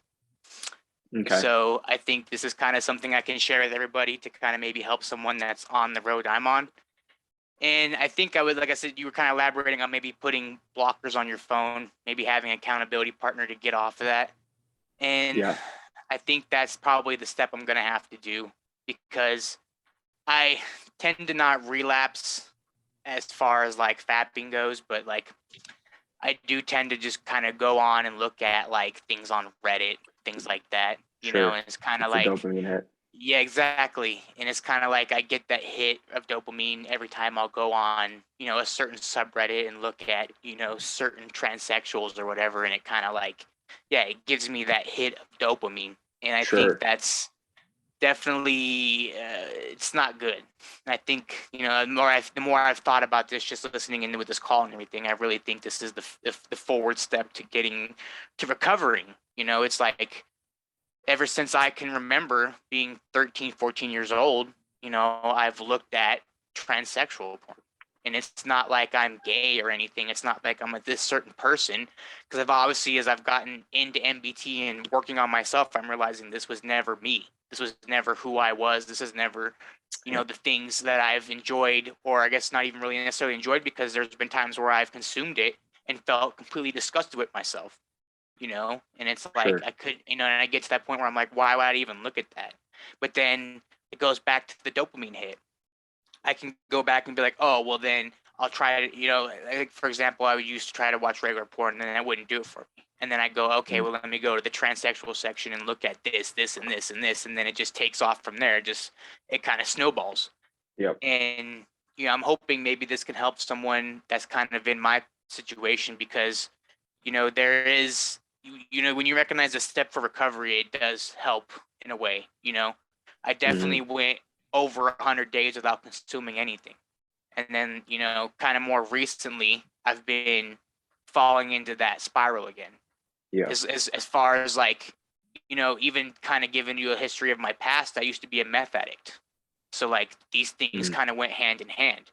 And like, I've quit smoking weed. I've quit doing all of this to try to better myself as a person, because I'm tired of living this shitty life that I've created out of pleasure and instant gratification. And it's terrible. You know, I've made great strides in the gym, you know, losing all this weight that I gained over the years, you know, and that's another goal that I'm still working towards. But it's definitely a journey, you know, and I think that's something that I maybe wanted to share with somebody. Maybe, you know, there's something else, like any other tips you guys can give, but I think that definitely the blockers on the phone, things like that, kind of like Ryan was saying, maybe music, even certain music that I enjoy, I'm going to have to cut it out, because like it's sex focused. It's this, it's that. Even I can say for myself, when I came into MBT, I was really sex focused, because I can say, as far as like, I remember Michael saying, and I know you as well, I'm still a virgin. You know, I've never had women in my life. I've always been on this destructive path of where I was to the point to where I'm now, you know, and especially with me getting you know, the older I get, the more I realize that, hey, I should need to make a change. I think it kind of, you know, one thing sparked from a girl I met at work and kind of like snowballed from there, you know, and it's kind of like, not saying that's where it all started, but it kind of helped me take off into a projected me into a way where I was like, okay, well, I need to better myself, not only for myself, but the future partner that I could come across in my life, you know. And I think it's definitely, you know, it's helping me for the better, as far as like me as a person, how I interact with people, you know, the positive aspect I have around me. You know, I had a coworker tell me that he's been applying for jobs, and for example, one of the jobs in the position I'm in, it says, who inspires you as a person? And he said that it was me. because of the things that I've been doing. He can tell my attitude has changed immensely since he's met me to where I'm at now. You know, and I think that's one thing I wanted to say is like, if there's anyone that's in the situation I'm in, you know, it's definitely, and I think accountability is everything at this point. And I've been trying to hold myself accountable at multiple times. You know, I went 111 days no FAP and relapsed over watching a simple Reddit video, and it drained me. I felt disgusted with myself. I almost felt suicidal at that point because I said, why would I work? I felt like I accomplished so much, and then literally went back to day one, to day zero, ground zero, totally just, you know, lost all my progress. And I think it's kind of like you said, you know, I'm not trying to count the days now because, I mean, I have a counter on my phone and I kind of look back and see like, okay, well, I've gone this far. Keep going. And it's definitely 111 and one. You climbed 111 stairs and you fell down one stair. You keep going. Okay. It's one day at a time, you know, and that's how you have to think of that, man. Yeah. So I appreciate you being just transparent once again. And that's step one, is just being honest. Step one is just telling the truth. You know, nobody in here is obviously judging you for it doesn't matter. But here's the thing, that's what happens is what we do is we'll start at one thing and we will consume. And what it will do is just lead to something that, you know, we would never think that we would ever be interested in, right? And it's not that we actually are, it's just that your brain needs something more, it needs something new, it needs something different, right? So that, like, if you continue down that route, it would turn into something else. And you know, I know it can go a lot deeper than that. It can get a lot darker than that, a lot worse than that. And you know, it's kind of this endless train of once your brain looking for something new, right, to get that hit again. Just like he explained with the food. He's like, you're eating your meal and then you order a cheesecake, right? You know, you wouldn't eat a second burger, but you'll eat a cheesecake, right? And I had the same experience with food myself. After I'd stopped using meth, I would come home and eat an entire pizza and breadsticks and this and that and drink a whole thing of soda and then feel like shit afterwards and then go lay down in my bed and you know, masturbate to transsexual porn every single night. I did that months on end and I couldn't, at one point I felt like I couldn't stop. And I kind of got to the point where I accepted this was my life now and this was what it was. And like I said, I guess a thing that kind of inspired me in a way was meeting a girl at work, really falling for her very hard, and then realizing I need to make a change in myself. Because whether this was the girl for me or not, obviously she wasn't. But, you know, I need to be the better version of myself for myself. And I think the point I'm at now is where I'm at is trying to just, like you said, climb the battle of the stairs, fighting the mountain, you know, climbing the mountain, man. It's definitely, it's hard. It's hard, man. And I've never told anybody this. You know, I've never shared this with anybody. It's just kind of like a secret, a skeleton in my closet, you could say, of myself, you know. And I feel like to overcome the addiction is to really just be honest with the whole thing. You know, that's one thing I was thinking about is maybe I should see a therapist about that. But I think in a way we you know, we are collectively in MBT are helping each other in a therapeutic way. You know, we're supporting each other. We're here, you know, for example, I actually met a fellow person MBT and he lived in my same city. And I had actually met up with him in real life. He's a really cool guy. And I don't think he's in here now. I think he's kind of on and off. I know he's on and off Discord a couple times and things like that. And that's how I ended up, you know, meeting him in person. But, you know, he told me he struggled with the same thing, you know, with the problem with pornography himself. And he would, you know, watch, you know, very bizarre things. And like you said, it escalates into a certain thing, you know, and it's kind of like, it's definitely, like I said, I know no one's judging me. And I know it's very hard for me to accept the fact that that's where I became, you know, and it's just like, it's tough, man. But I wanted just to say that in this call when I really saw this coming up about, I was like, man, it's really something I need to express to these guys and maybe help them the way they can help me, you know, and I don't really have much else to elaborate on this, but damn, is it fucking hard, dude. It's hard to get over such an addiction that you've had since I was fucking 12 years old. I'll never forget the first time I ever saw it. And it just fucking spiraled from there. I'm 28 now. Like, and I'm just now fighting that battle of this and that. And, you know, and it's fucking, hey, man, is it tough, dude? Yep, it's tough, but, you know, it is possible. And it's once again, we got to be part of that 13%. And right. And I honestly, personally believe that those numbers are skewed. I think it's higher. I fully believe that it's above 90%, especially in our youth, 18 to 30. I would be shocked if it was anything below 90%. Right. If probably not even more than that.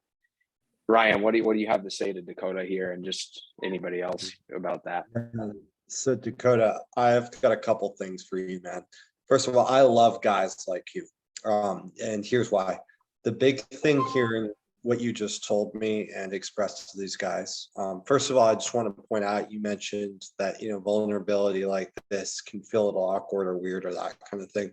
But what you actually start to realize is that's actual real strength in what you just did, man. So you're thinking, we have this tendency to think when we're vulnerable, we're open with people like this, like everybody is going to judge us or feel down about it. Like, I can assure you, nobody here is judging you. And almost everybody who heard that is thinking, man, this guy is a stud.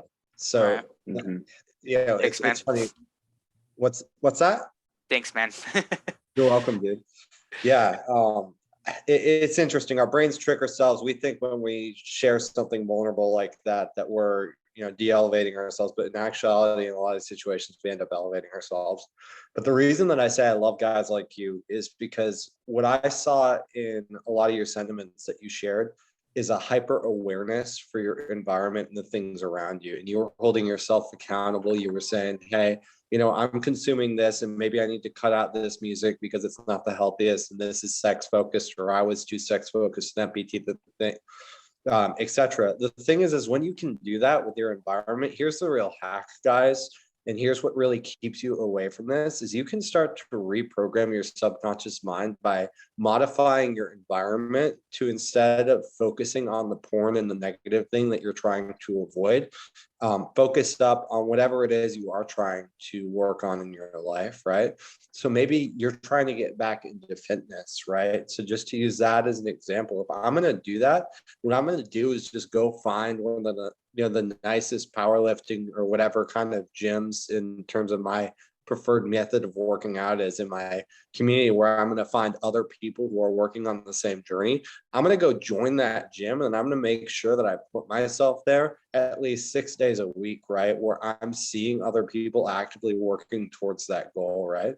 And then if I want to make sure that I'm eating the right foods, I'm going to come up with a meal plan that hits a relative macro target that's consistent for me. I'm going to cook that food and then I'm going to literally meal prep it in my fridge over the weekend, such that on the weekdays, I don't have to think, I can just pull it out and I can reheat it, right? If I do these things to set up my environment to be successful and conducive to my goals, then what I'm going to be thinking about is my goals and the things that I'm actually trying to work towards, not the porn. And then all that energy, all that dopamine in my brain is going to be focused and reprogrammed almost towards those goals, right? Now I'm going to get dopamine hits when I hit a new PR in the gym, or when I lose that last 5 pounds of body fat, or whatever it is. Does that make sense, dude? Yeah, man. It's definitely, you know, honest. God bless you, bro. Like you guys, this whole community, literally has changed my life. You know, I'm starting to get teared up thinking about it, dude. But like, you guys literally, like, I have no idea, man. It's just this small little steps to like becoming like the best man. Like, dude, I'm forever grateful for this, literally, man. Good, dude. We're proud of you, man. Honesty is a huge trait in masculinity, and you showed it, man. It doesn't matter what you're being honest about.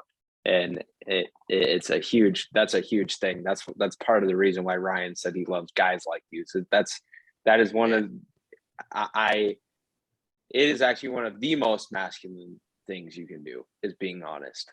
Unpopular opinion. I'm saying that as your masculinity coach. And I think Ryan would agree with me too. So 150%. Thanks. exactly. So Dakota, good job, man. Keep going. You're doing great. And you're gonna overcome. You're gonna climb that mountain. And it's just, once again, taking that advice that me and Ryan was giving you, but ultimately just taking the steps you have to take in order to start numbing it. That way you can actually start healing. Because healing's really only going to start when you choose to start numbing it, right? Because if everything just stays the same, it's like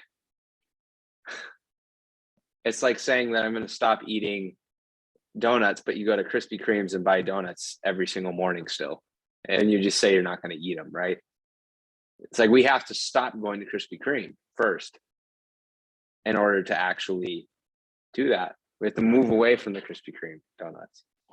So I believe in you, man. You got this.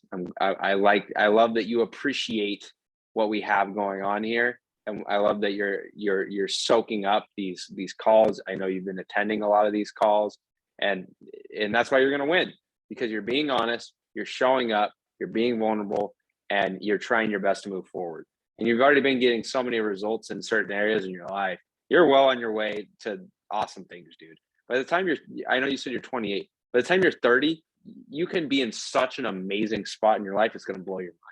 So, Will, we got you next, man. Oh, thanks, Nick. Can you hear me? Yeah. Oh, thanks, man. Yeah, like just understanding addiction, like the porn addiction is actually more about dopamine rather than like me being like addicted to sex. So for me, that changed a lot in how I approach this as well. For me, kind of had, I still kind of have problems with women. So for me, my coping mechanism was to use porn as a way to make things feel less shit, if you know what I mean. Like for me, connection is important to me, and I feel like because of that lack of having those options with women, I'd go to porn to feel connected in a way, in an artificial way. And for me, yeah, just having that awareness, knowing like, okay, for me, in order to beat this, I need to find other ways to cope with that void, if you know what I mean. So rather than focusing on getting that girl and stuff, finding, yeah, what you said, Nick, in the previous webinar, like that lifestyle, like what lifestyle do I want to live? And then finding other ways that makes me feel happy. So rather than feeling like shit all the time, it's like more often not feeling good about myself, and where I don't need to actually, you know, go and look for porn to feel good. It's like I have a whole bunch of other options to feel that dopamine for me. Good, man. Awesome. Brian, do you actually want to go first on that one? I got to go grab something real quick. Yeah, sure. Yeah, I think the important thing to realize there is that the part of your brain that controls your dopamine addictions and is actually working with those neurotransmitters is just much less evolved than the part of your brain that's actually capable of critical thinking. So it's two entirely different separate sectors of your head that are thinking there. And literally what's happening with the dopamine center in your mammal brain is just, hey, there's a carrot, go, go, go, go, go, right? Which is why you just have to be very intentional when it comes to anything that gets focused on at the end of the day, for sure, right?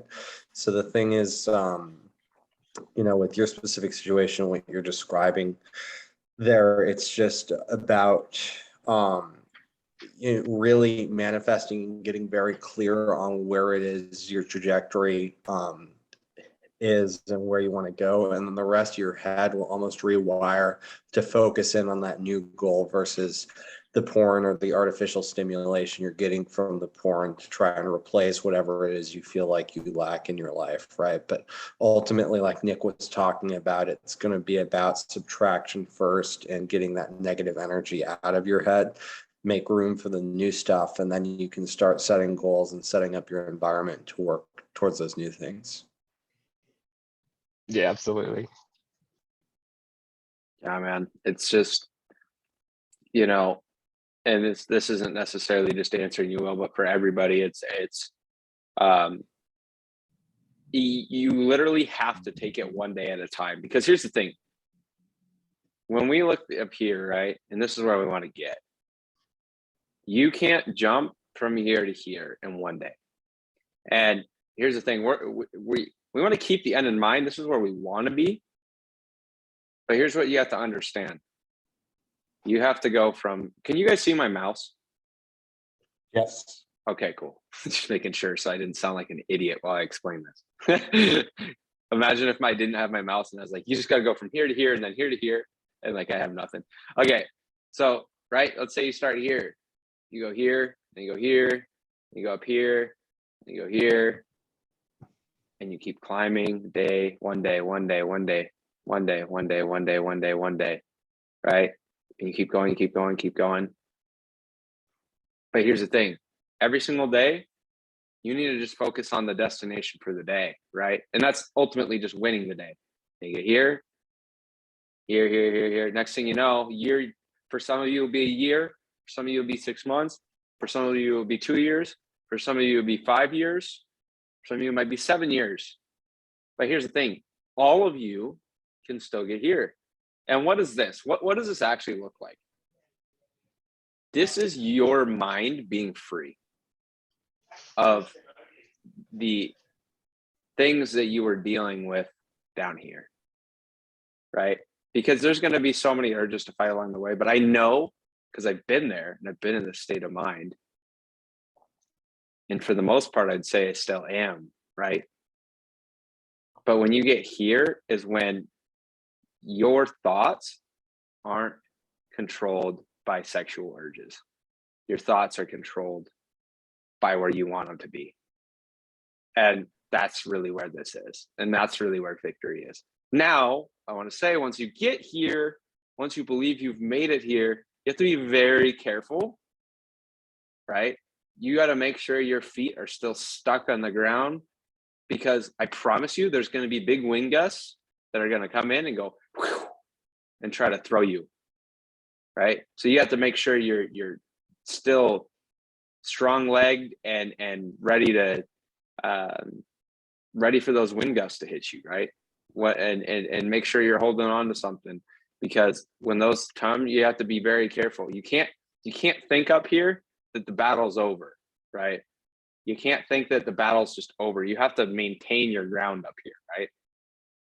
Because there's going to be wind gusts that are going to try to throw you down. And so, Will, the reason I'm saying that's just more for everybody, but for you too, it's like, your brain's going to heal, but the time frame is going to be different for everybody. And you got to understand that. But all of you can do it. All of you can take the path to getting up here, right? So I just want you guys to know that I believe in all of you when it comes to what I just told you. I know all of you can and will get there as long as you actually start. You have to start climbing, right? Because here's the thing, you can get off this call. If we're all right here, right, to start, anybody in here who's struggling, okay? If you're all here, there's going to be some of you in this call who are going to start, and they're going to start taking action by getting rid of whatever they need to. They're going to start climbing. Some of you are going to get off this call. Oh, that was a really good call. Wow. But you're going to stay here. And then you're going to ask me for a no-fap channel back. Nick, why did you get rid of the no-fap channel? While these guys shift their focus to building their foundation and taking action, and they keep climbing, they're not going to make excuses. They're just going to keep going. Oh, maybe they relapsed. Oh, they're going to keep going though. Right here, it's like, all right, let's see if I can go on a big streak, 130 days. And then you think after one relapse, you just yeeted yourself all the way back down here. That's not how it works. Okay. But if you tell yourself that, that's what's going to happen. So just to reemphasize the point, I don't mean to interrupt you, Nick, but what's not going to get you from the base of that mountain to the summit is this goal of like, hey, I'm going to avoid 150 days, 200 days, whatever your number is of relapsing. Like, I fail as soon as I miss my long-term goal. That's how you set yourself up to fail, guys. If you want to set yourself up to succeed, what you do is you focus up on your daily habits and you modify the small things, right? To give you an example, maybe when I go to work out, typically I would go listen to music, and maybe 30 to 40% of the music on my phone that I listen to is sex focused, right? So maybe I decide, hey, I know I'm trying to beat a porn addiction right now, and this is not healthy for me. What I'm going to do in the gym, instead of listening to my sex focused music, what I'm going to do instead is I'm going to load up my podcast platform of choice, and then I'm going to load up Aaron Alanis's Get Your Shit Together lifestyle podcast, where he's going to just hit me with a bunch of free motivational game.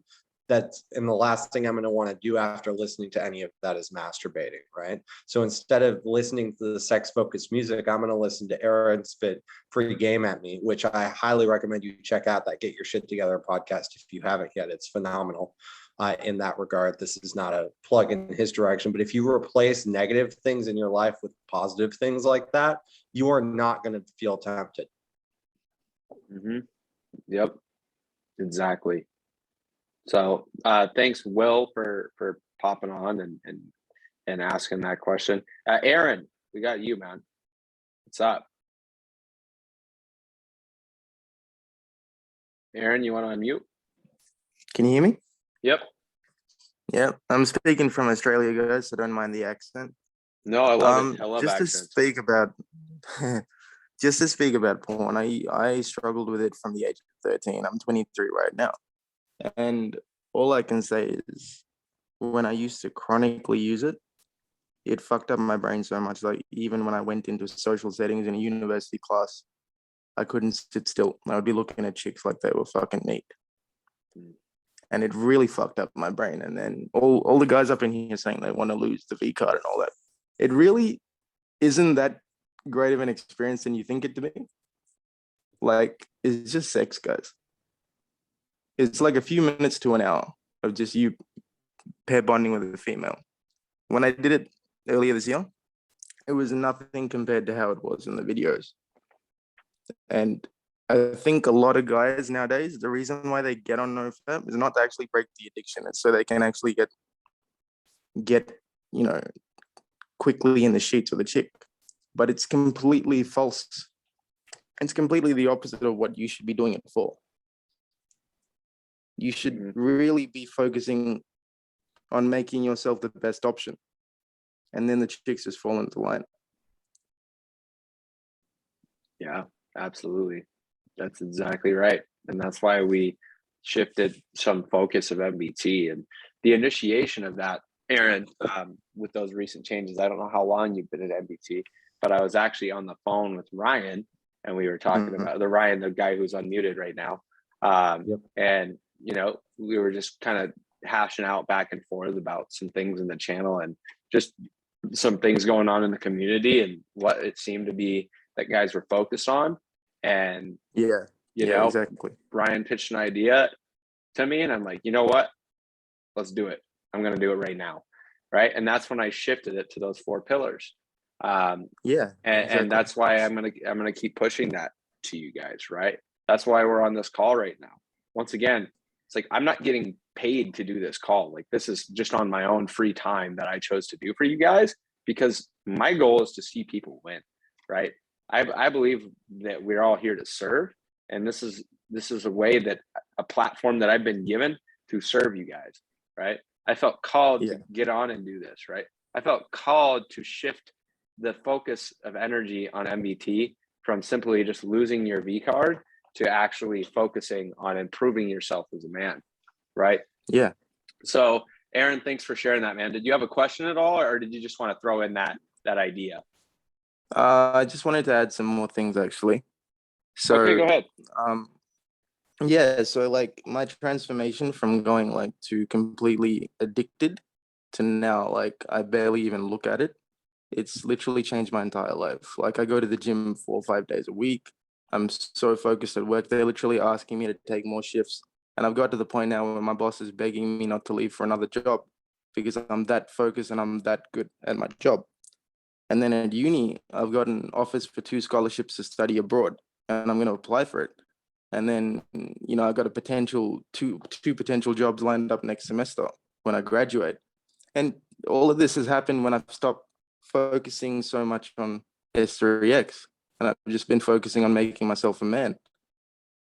And the truth is, when I made this mindset shift, I noticed more attention from the girls, but I didn't even have time to give the girls attention. That's the funny thing. It's like it's completely two opposite poles. When you're watching that stuff and all that, you're constantly going out in public, looking at chicks and looking around, your head's on a swivel. And then when you're doing the opposite and you start to work on yourself, it changes you to the point where, like, is she worth my time? Is she worth my attention? What's she gonna do to add value to my life? Because most girls just look hot, but they're really not worth shit. They don't have a good job. They do drugs on the weekend. They drink a lot, and they sleep around with every dude. Why would you want that? That's right. Awesome. Thanks, Eric. That's awesome, dude. That's a great. I'm glad that you were able to overcome. And now you're a great example of that. And thanks for sharing that to these guys. That's just going to be inspiration for these guys to obviously to just continue to move forward, right? And focus on what matters. What I've been telling these guys for months now, right? Exactly. Develop yourself, right?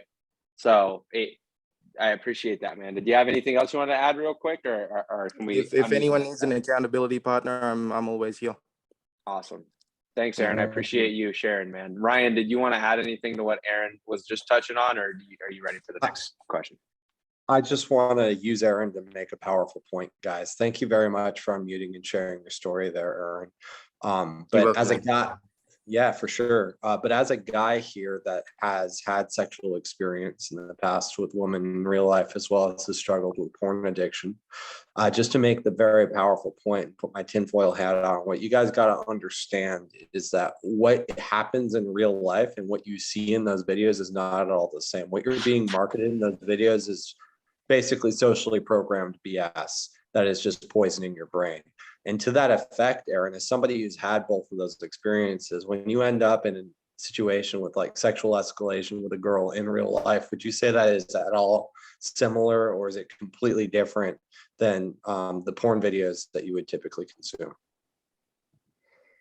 Oh, I think I muted him on accident. Let me unmute him. Yeah, it was completely different. Like when I used to watch the videos, it was so hardcore banging and shit. And then I met this girl, and she's, she looks like a girl who's like kind of kinky and freaky. But when I actually did it with her, it was like slow and sensual. And that's how I got her off. And that's how we made a connection. It was nothing hard. You guys got to like realize that eventually. Like girls will say they want something, but they're so backwards, they want something else. And you cannot be sex focused. If you do, you're going to be more emotional than her. Thank you, brother. Thanks, Aaron. Okay. That cat was attacking me. Stay focused, Nick. Okay. All right. Chrono, you can unmute, man. Thanks for sharing, Aaron, by the way. I appreciate it, man. Okay. All right. Yeah, so I have more of a kind of interesting issue with my whole porn thing, is that I started when I was 10, and my whole thing came about more of depression and not having as much attention in general from family members, as much attention as my older siblings were getting. And I was kind of the one I was getting put down. So my porn addiction came from being neglected. And so that carried over into I guess, people already just shunning me. Women weren't, no girl was attracted to me early on or anything like that. And it just kind of rolled over into a whole bunch of other stuff where I went from watching normal porn to go into like finding more interest in watching like anime porn as opposed to normal, because there's a whole bunch of different types of stuff in that you could get hooked on. It kind of then got me bored with that, where having seen all of that, I could like look at pictures of the girls that I actually wanted to be with, and I kind of started easily fantasizing from having seen all the different stuff that I watched in the anime porn and normal porn, and it kind of correlated and just had a whole spiral to where I was basically masturbating anywhere from 3 to 6 times a day.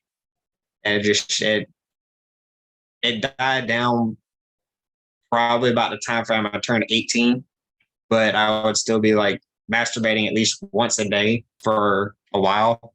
I'm turning 30 later this year. I'm still having the porn issue and everything, but it's not as bad.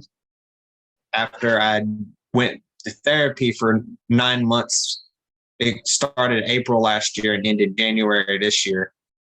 Over these last few months, I've kind of bounced off of it. But I've also used the mentality for what the Japanese word for their porn is, well, for their anime porn, which is hentai, which for those who actually don't know, the actual meaning of that word is pervert.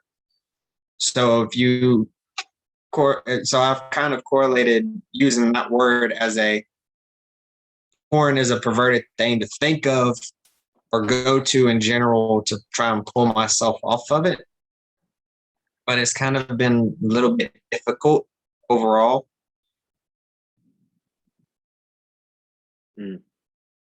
Gotcha, man. Well, thank you for sharing that, man. I appreciate it. Once again, honest and transparency is what we want out of everybody, right? Because that's where you start to grow, is when you really just you tell somebody, right? That's step one. That's step one to starting to move up the hill, right? And I think a lot of guys just have a really tough time just spitting it out, right? And it's not easy, don't get me wrong. But it's like when you do it is when you can begin to grow. So thank you for sharing and telling us your story, man. Same thing that I said to Dakota. Obviously, your brain's going to constantly want something new, and you've been battling this for almost 2 decades, right? So it's like your uphill battle might take a little bit longer, right? But once again, that's okay. What's great is that you can still overcome that, right? It doesn't matter 2 decades, 3 decades. Like, you still have so much life ahead of you going into your 30s. So it's like, here's how I'm thinking of it. Wow, if I tackled this now, like, where could I be 5 years from now? Like, if I handled this now, where could I be in my life 5 years from now? Because, I don't want you to sit there and shame and regret and guilt for your past, because your past is your past. You can't change that. But what you can do is learn from it. And we can take that, and if you were able to actually start climbing that hill and start taking the action steps that you need, and you already took the first step, and that's telling us, right? You'll be amazed. You'll be amazed where you could be at even a year from now or 2 years from now. And I'm not saying that it's like you never relapse again. I'm saying that I'm going to say what I said earlier in the call. It's not you go 10 days without it and then you relapse and then you're back to day one. That's such the wrong way to think about it.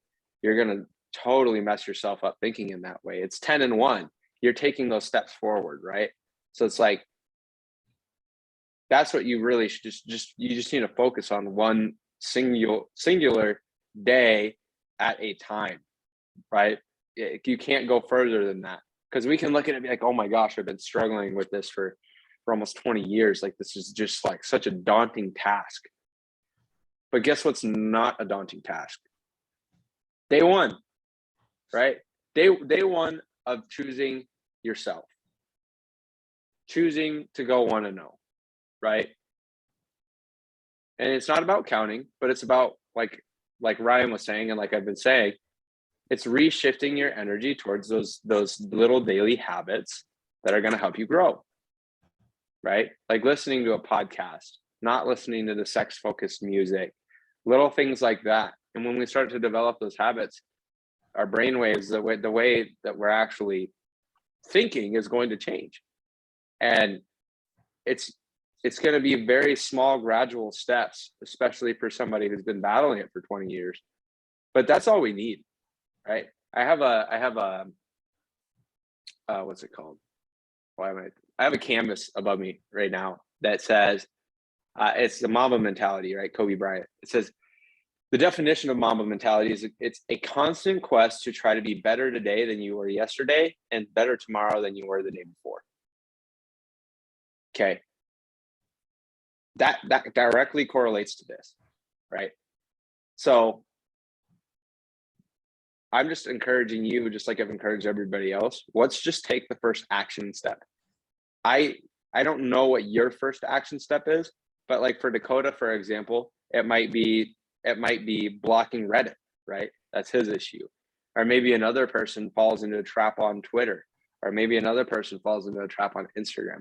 So I don't know what it is for you, but let's just make sure we take that step, because maybe you haven't taken that first step yet for the first 20 years of your time struggling with this. But here you are being vulnerable and being honest, which is a huge step, right? And it's like, if you can put those action steps in play after this call tonight and going into tomorrow, that is you starting your trek up that hill. And that's what really matters. So Ryan, what do you want to say to this? Yeah, Nick killed it. And I would tell you too, with your triggers, that don't feel bad about the hentai, or like you need extra, you're going to be judged extra because you're into anime triggers that disassociate from reality. I actually think that certain triggers that are a little further from reality are the most dangerous, actually, in a lot of these contexts, right? Because when you look at it, you go, oh, this is not the same. You can kind of psych yourself out in that situation and end up in a destructive rabbit hole there. So it's very important to hold yourself accountable to your specific habits and what you know is going to trigger you, and then just start reprogramming it and pulling it out, like Nick was talking about. From there, you just replace the negative habits with the positive habits, and you'll shoot through the moon, man. I think you can do that for yourself, and it's never too late to start. So don't worry about your age, man. It's just about the will to start climbing up that mountain, like Nick was talking about earlier, and start replacing the daily incremental habits. Thanks, dude. Awesome. Does that help you, Chrono? Yeah. But my whole thing though is I actually cut out social media a year ago. So the only thing that I had was Facebook. So I threw that out the window a year ago, right before I started my therapy. So I mean, I've kind of noticed most of my triggers are stress related now, and stress levels, when they get high, I get really irritated, and so that's usually when I do start going back to the porn and everything in general. So it's trying to get rid of my thoughts on my stress. It's probably going to be a little bit difficult on that though. Well, yeah, we got to start taking actions to reduce that stress, right? Like, is it your job? Is it what's causing that stress, you think? What was that? I've recently been in a divorce. So like right now, I actually have 2 kids that they're both sleeping right now at my place. I have them on the weekends, and then my job is pretty crappy because too many people want to start rumors and act like they're still in high school, and it gets very, very irritating, and just causes the stress levels to increase with adults actually acting like kids. Gotcha, man. Gotcha.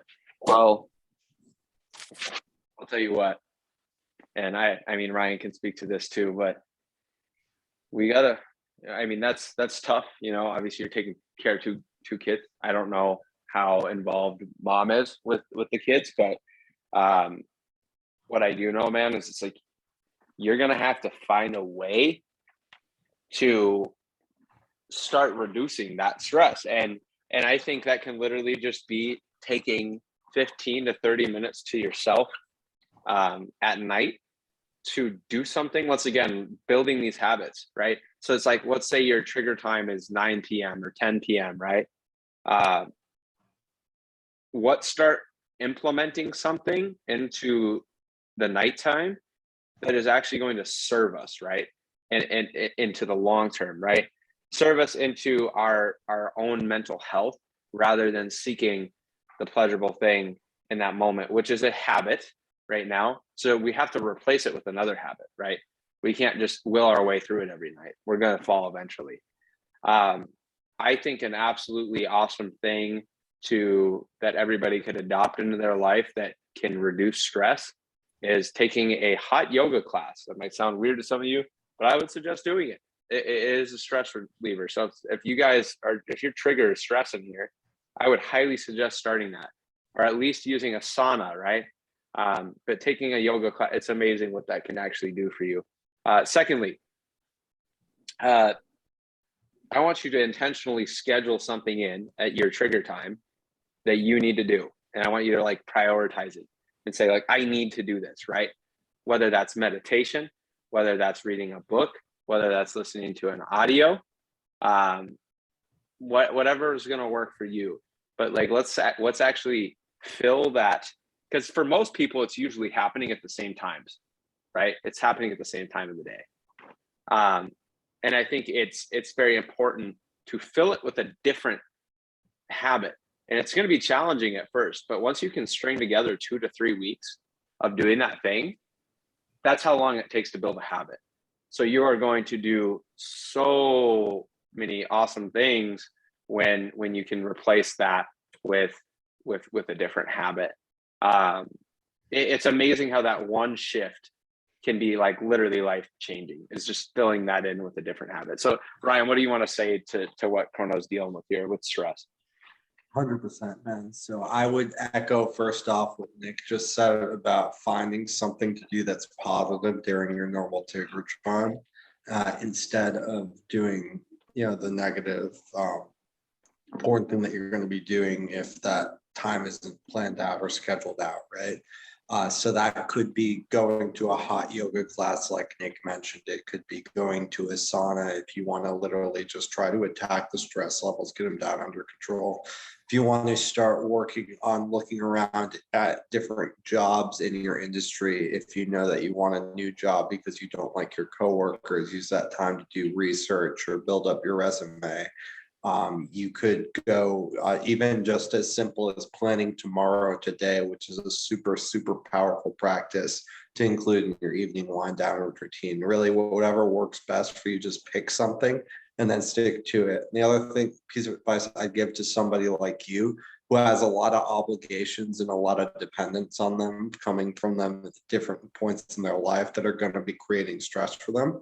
I want you to be like the most intentional person with your time that basically. I want you to schedule out everything you do and how you service out each of your obligations. And I want to make sure that not a single one of those obligations is bleeding over into another. There's going to be times when you're taking care of your kids. There's going to be times when you're taking care of yourself. But it's important to make sure at the end of every day, you get everything that you need to get done in a day to reduce that stress level. Because the thing is, if you try to let folks bleed over, your kids bleed over into this window where you're supposed to be working out, taking care of yourself, and now you're only showing up at 60% of the capacity than you would be. You're not giving other people your best self at that time. You've got to make sure that you really enforce those boundaries, which is tough. But if you don't do that, it's only going to negatively contribute to your stress level, and you're going to spiral downward. Mm-hmm. Does that help, Chrono? Yes, sir. Actually, it does. Awesome, man. That's awesome. Well, we believe in you, man. We're excited for you. You took the first action step. If you unmuted here today and you're struggling with it and you haven't admitted this to somebody yet, that you can feel that can hold you accountable, then, you know, if you are admitting that to us right now, you're taking the first step to climbing the hill. I need you to understand that. So that's awesome. So great to anybody who's unmuted and talked so far. I appreciate you. Thank you for being vulnerable. That is a very masculine trait. Okay. Brandon, we got you, and then we got Ryan. And then assuming we don't have any more questions, because I would assume most of you would have raised your hands at this point, I'm going to go into the end session, the last 10 minutes of the call, and actually show you guys something that can help all of you. What's going on, Brandon? Hello, can you hear me? Yeah. Yo, what's going on, man? Oh, you know, man. Yeah, we're here serving you guys. And I love it. I love seeing the vulnerability here, man. So what's going on? I fucking love this shit, bro. I just love this shit. This is great. It's great. It's just everybody talking, everybody telling me their stories. It's just giving me a lot of motivation, man. It's just, I love how we all support each other in this shit. This shit is crazy. It's the world we're in right now. It's no joke. You know, it's serious. It's a disease. Hey, Brandon, you're something's super loud in the background. It's kind of hard to hear you. It sounds like a vehicle just crashed into your home or something. Anyways, yeah, now we can hear you. You're good. Anyways, man, you were saying? You hear me? Yeah, I can hear you. All right. Yeah, I was just saying this is good, man. I love this shit. Everybody's telling me their story, and you know, this shit is giving me a lot of motivation, you know, to keep on moving. But yeah, man, good. Nah, this is it's a disease. You know, this is serious.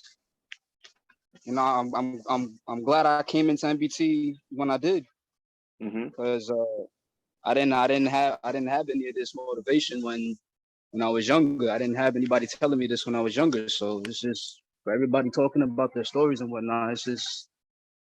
It's great. I mean, I've been on semen retention for 5 going on 6 months now, and it's it's hard. It's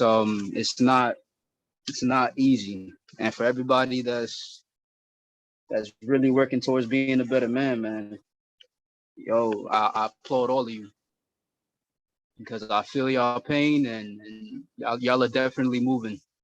Y'all are definitely overcoming obstacles. But I don't know. I have so much I want to say. I'm at work right now, so I can't get it all out right now. It's just so much in my mind. If I could be here for a good hour or two, you know, I would. But everybody got shit to do. So but I just wanted to say, yo, it's you know, I appreciate all of you, and with my experience, you know, just reframing from pouring all in all. It's been hard, but if anybody wants to take this tip, just figure out what else pleasures you. You know, what else releases that dopamine all in all. I mean, for me, it still comes about here and then. So whenever it does, you know, I get myself motivated. I go for a run. You know, I go for a run for 30 minutes. You know, sometimes even an hour. I try to just get that out of my mind, because I know that I need this change, and that change is more important than anything right now. So you know, just figure out what pleasures you guys, and what else do you enjoy in life? You know, I was at the beach the other day, and you know, I saw a lot of bad bitches. I can't lie, I did, but at the same time, it was just, I don't know. I can't even explain it. I didn't have that I didn't have that sexual desire, but really what I had is a desire to speak to people, to actually have conversation, you know, to connect. And I think that right there is a pleasure to me, to actually speak and not to speak to a woman and not have that thought that I want to fuck them all the time. You know what I mean? And that right there alone, that's pleasurable to me. So with that being said, I mean, it's been a journey, and I'm gonna move forward and up because I already know what I want.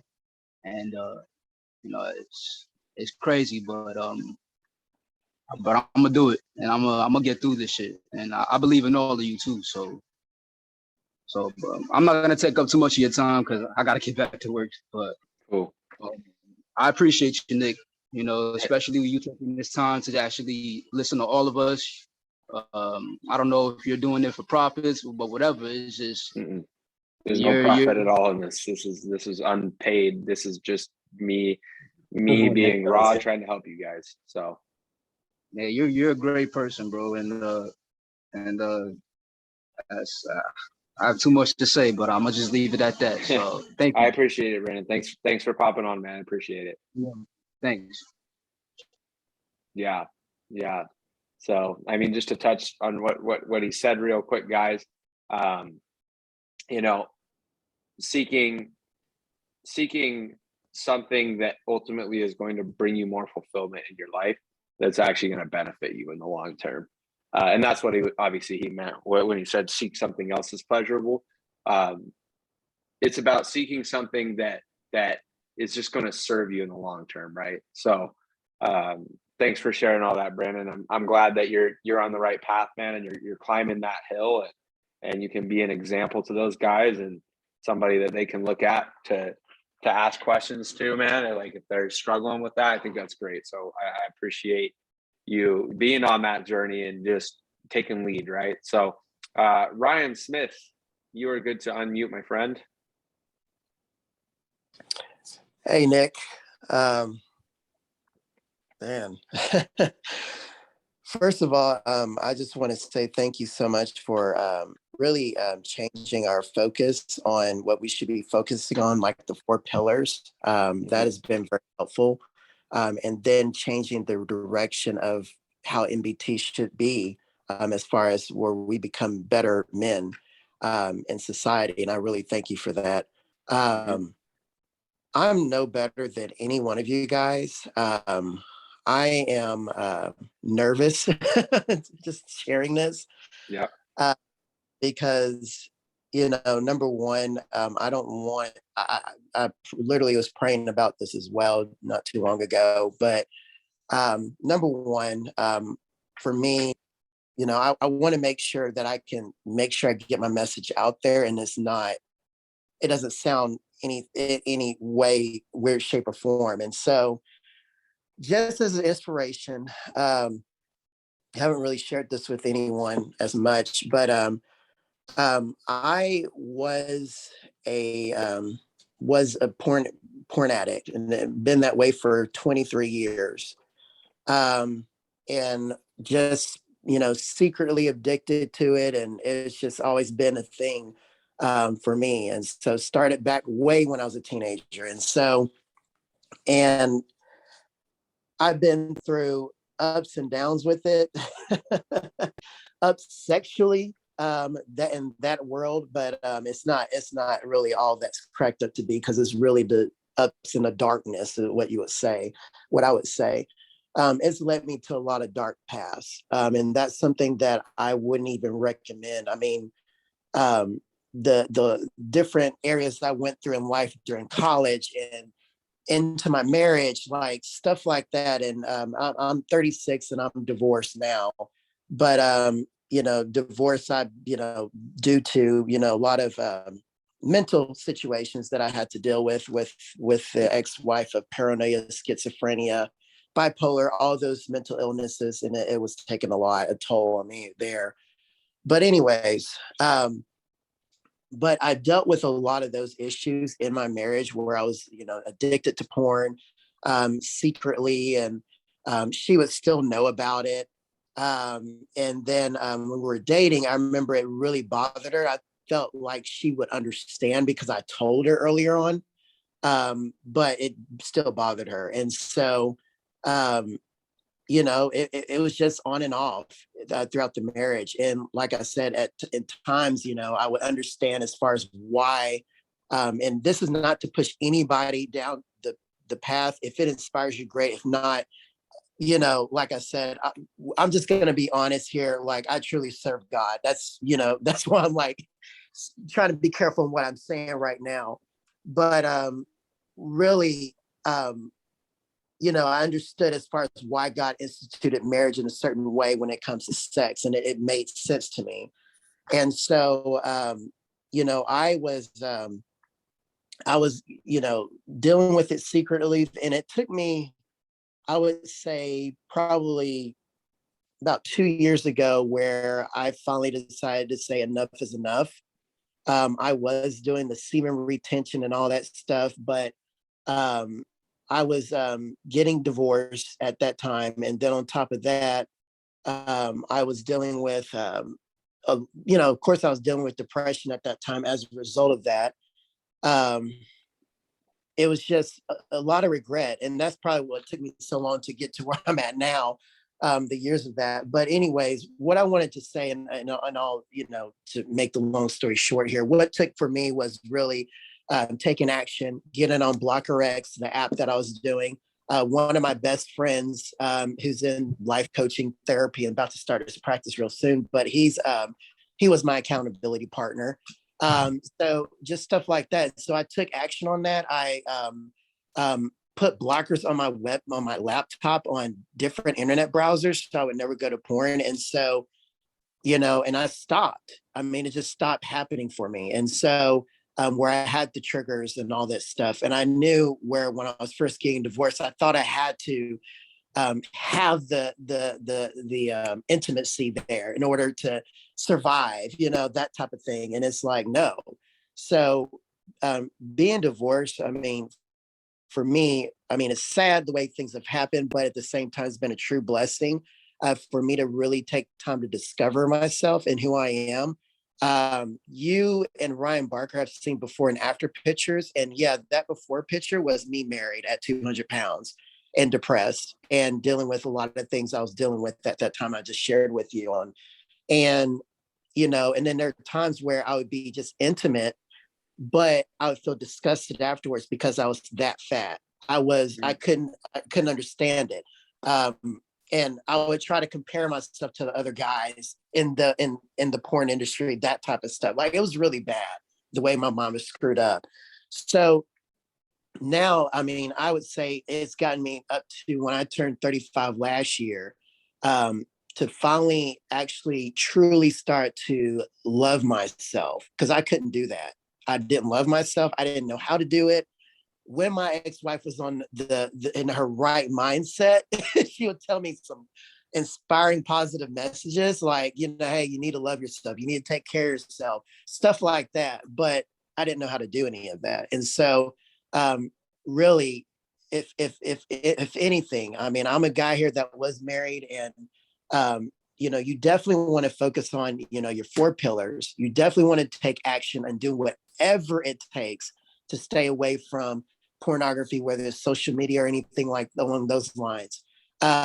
Because like I said, yes, you do want to make yourself better. You want to make yourself to the point where you can truly love yourself, to the point where if you have a spouse that truly wants to please you, when she was in her right mind, you know what to ask for in a way. So that's kind of, I don't know, I'm trying to say it in a way where it's inspirational, but not like it comes across as bragging or anything like that. But I really want you guys to understand that, yes, you guys will get there. And I commend all of you for being vulnerable and just sharing what's on your heart, because like I said, I was there. I was literally years ago, I was in the gay lifestyle years ago. That's where porn led me to that point.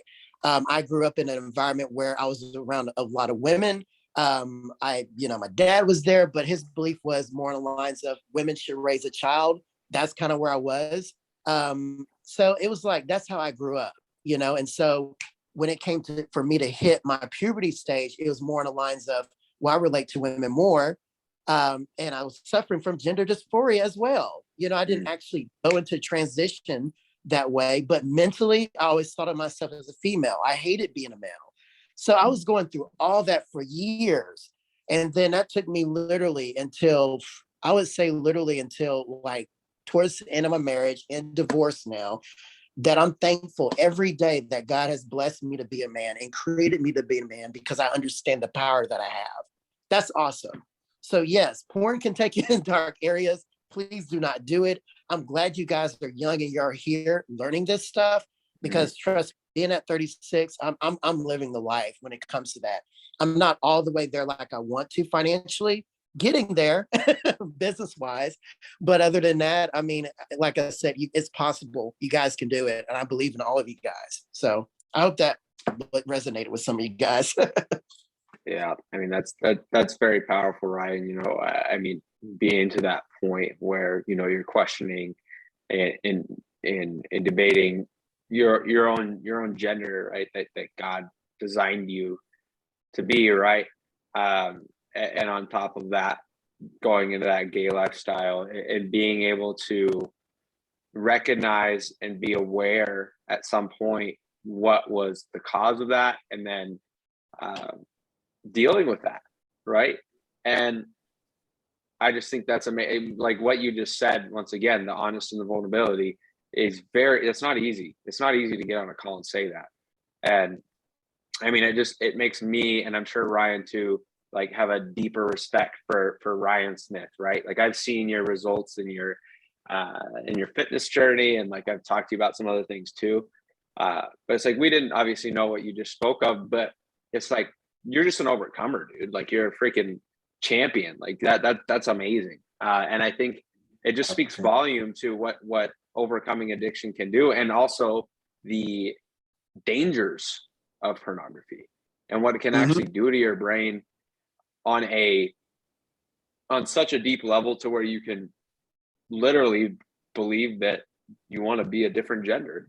And I'm not shaming people who go through that transition, but I've always believed that one of the biggest causes of it was pornography. And people would look at me like what was that? Or other issues. I've been around organizations where people have done it because of the abuse they've had and stuff like that. Sure. Like that and other issues too. Sure. Yeah. So I mean, you could definitely speak to it deeper than I could, Ryan. I just know that porn is definitely not going to help with that, right? Exactly. And I'm sure you'd agree with that statement. And so, beyond the point though, look at how Ryan's overcome, right? And what he's been able to do, even being at a low point like he was, and still being able to overcome and climb that mountain, right? And he's doing that, and he's still climbing his mountain, as he said, but he's doing it, right? And that's what I want you guys all to do. He started taking action. So Ryan Barker, do you want to add anything to what Ryan Smith is saying? I just want to tell the world right now that I think Ryan Smith is a stud. So that's the first thing. But beyond that, yeah, I think what Ryan said is super powerful, guys. You've got to just kind of look at it and realize that what porn is doing is mentally programming you to believe certain things about reality that just are not true. So like Ryan Smith mentioned, he literally had struggled with this battle with his own gender due to these videos that he was watching and consuming.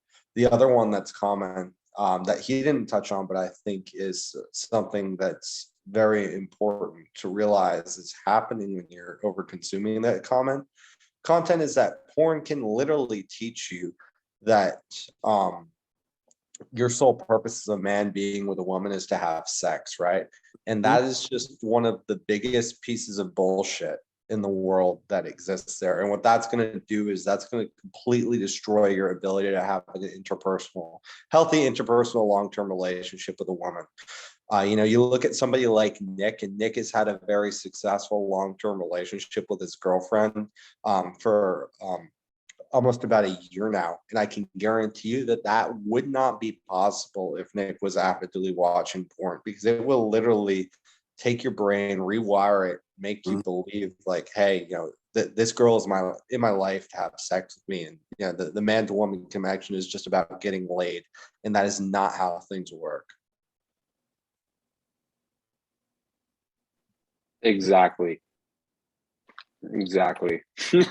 I would not even be close to where I'm at in my success. I don't even think I would have been able to attract her, to be honest, because like that was able to bring me so much confidence and conviction, not because I wasn't doing that, but because I was able to focus so much. There was no brain fog, right? My clarity, my creativity, my energy levels, it just helped me go and win in the areas I needed to in my life. And that's ultimately what helped me, once again, through building those pillars in my life, attract what I believe was going to be my wife, right? We've been dating for almost a year, and she'd tell you the same thing. Like if she was right next to me and I could pull her on the call, I would, she could literally straight up tell you that, yes, I believe I'm going to marry Nick Caldera, right? Now, you don't hear that from a lot of women, right? About their mans. But that's only because I took action and I climbed my hill, right? And I'm not going to act like I'm just sitting at the top of the hill, waving my flag, claiming victory, right? Once again, you always have to keep that armor on. Even if you get knocked a little bit, even if you are, once again, up here and you get knocked a little bit, that's okay, because you can get right back up. You don't have to keep going down the hill and slide down the hill. You get knocked a couple times, right? It's okay. Climb back up. And if you have a partner with you, right, they can help you back up, right? They can encourage you to get back up the hill. Okay. So I hope that makes sense. But guys, yeah, he's not messing around when he says what he's saying there about Ryan Smith's situation. And once again, Ryan Smith, you're an absolute stud. So thanks again, dude, for sharing that stuff. That's not easy to say, and I know that probably helps some guys in here big time. You're very welcome. Thank you guys for allowing me to share as well. So yeah, just want you guys to get it right. I'm saying this, it's going to take time. It's going to take time. And it took me literally 23 years to get to where I'm at now. So yes, and it can take shorter time than that. So it's just a matter of staying consistent and discipline, and that's really it. And when things like right now, been working on starting my business, I have to go back and rebrand because I've been blessed with two, new people to work for my business and then investor to actually invest in my business. So now I'm in the process of doing all that stuff. So it's been a huge blessing for me, what I'm dealing with. And I'm thankful to God, just by me putting in the work on myself since I've been divorced and really taking action. And that's it. It can happen to anyone. So I want everyone to succeed on this program. So yeah. Awesome, man. Thank you. Okay. Let's go. We got 3 more questions. We're going to cut it off at these 3 questions, guys. We've been almost on the call for 3 hours. I really want to get to these last 3 guys, and I want to show you guys something. Once again, I wasn't planning on it going this long. I didn't know what to expect. I didn't know how many people were going to show up. I didn't know how many people were going to speak up. But I want to serve you guys. I want you guys to start handling this problem, because not enough people talk about it on this deep of a level. And this is what I mean by going to the root of it.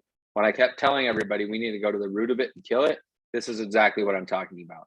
It's getting vulnerable, it's getting honest, and not going to this surface level bullshit of, guys, I went 3 weeks and I relapsed. Fuck. No, that's surface level BS. And that's guys watching semen retention videos on YouTube thinking that's what's gonna pull them to all the riches in life. That's not the case. Okay, Joel, you're next. All right, hey guys. Hello. Can you hear me? Yes, sir. All right, awesome. So I just wanted to say I jumped on this. I jumped on this a little later, but it was great to hear all of the very strong men just willing to share their stories about where they've been and what they've been experiencing. So, actually, for me, I actually feel like I've been in a much better place when it has come to porn and masturbation than I've ever really been in my life. And I attribute a lot of that to the 4 pillars and just being of the mindset of, you know, if you take care of yourself and you're trying to work on all these other facets of your life, you just are not going to have the time, you're not going to have the energy to even want to entertain the thoughts. But I did want to kind of share my story as hopes that maybe somebody could kind of parse some value out of it. So I actually discovered masturbation a lot earlier than most people, you know, generally would have. And it was more of, I think, just based on an accident. And I was like probably like around 5. And it was just realizing that, hey, like that felt good. And it is kind of crazy to think of like later on, I think by the time, you know, when I was 12 or so, whenever I first got like an internet connection where I realized that, oh, like that was kind of way out of the expected time period. So you don't really even think of it as a kid, but I wonder how much that kind of affected me as I got a little older.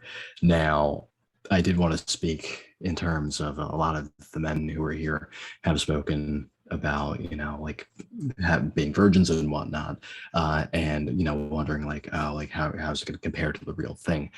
And I did want to say that I noticed when I had lost my virginity, it didn't, there was so much of that time spent masturbating that I didn't even feel anything. And it actually took me at least 3 months until I could have that orgasm with my partner at the time. And it was so rough, I think, for her, even if she didn't say as much, because, you know, the other person's like wondering too. They're like, oh, like what's going on? So thankfully I realized when things were going well with her that I was like, I can't really be doing this. This is not going to help me, you know, with her, because it's such a more just the feeling like you guys had mentioned about like the chemicals that kind of run over you when you are with somebody. It is a lot more real than just sitting there watching watching a screen and looking at some woman that, you know, it's, you know, the whole thing is a production. So I do want to speak to that. Like, you know, if you're struggling with that, wondering how it is going to be, it is so worth it to do everything you can to, you know, just focus your priorities on other places. And it is okay to fail. It is okay to, you know, like, oh, I like took a misstep. I really appreciate that. You guys have the mentality of putting it out there. Like, no, you were, you know, oh, it's been 30 days and you relapsed. No, you're 30-1, you know, just, you still have a winning record. You can keep just moving on. Like, it is generally speaking no big deal. You've done it before and you can do it again. So I wanted to at least share that with everyone. And then I had a question, but the question is completely separate from this. So I don't think this is like the appropriate avenue for it. But again, I just wanted to just say how much I appreciated everyone sharing what they had to say, and that this has been a very good thing for all of us here. Awesome. Thanks, Joel. Thank you. Thanks for speaking up, man. And once again, just sharing the testimony of, once again, kind of like Ryan, you've been climbing the hill and you've been focused on the 4 pillars.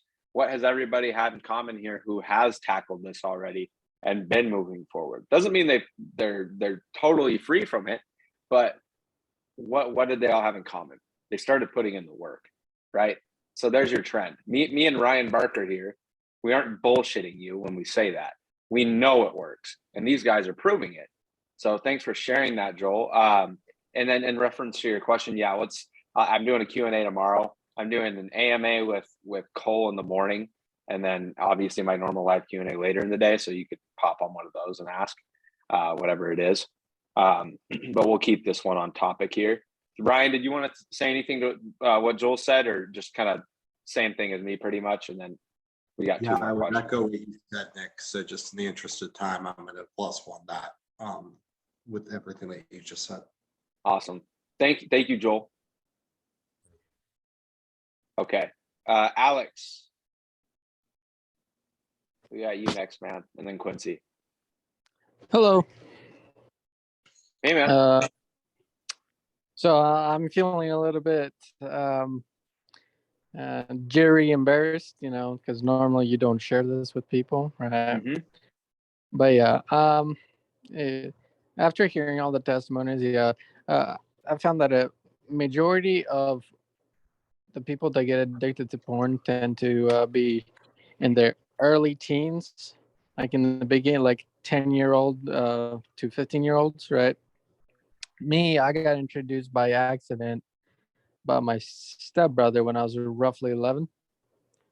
And then initially I saw them like, okay, whatever. I don't know when I started watching porn and, fapping and all that. And then it started going down the spiral of, hey, this is getting boring to watch. Let's watch something a little bit more crazy, right? And you just go down the spiral and you're like, oh my God, what am I doing? Right? I realized some of the things that like triggers me to do that, right? And I'm like, oh crap, I gotta do it, right? It's hard to resist. Initially, I'm like, okay, it's all these Instagram models and all that. I'm like, okay, best way to stop doing that, delete, unfollow all the Instagram models, unfollow all the people that like influencers, and put things that either your friends do, right? Like your closest friends that you talk to, and people that inspire you, like business leaders and all that. And that's what I have on my Instagram page. Obviously, you get the emails and all that come up and triggers you, or something you say, or some girl you see, or something a girl does that triggers you. Yeah, for me, it does that a lot, and it becomes a habit. I feel like at this point it's become a habit. Right now I'm 21. I'll be turning 22, so it's been a decade now since I started, basically, and I think it's better to stop now than later. And thank God I joined this group and this webinar. One thing I found out is that I get this dopamine rush, right? For example, whoever said prior, like the first guy or second guy that talked about his thing, basically, right? He did it. He watched some porn right before coming to this webinar. I did the same exact thing.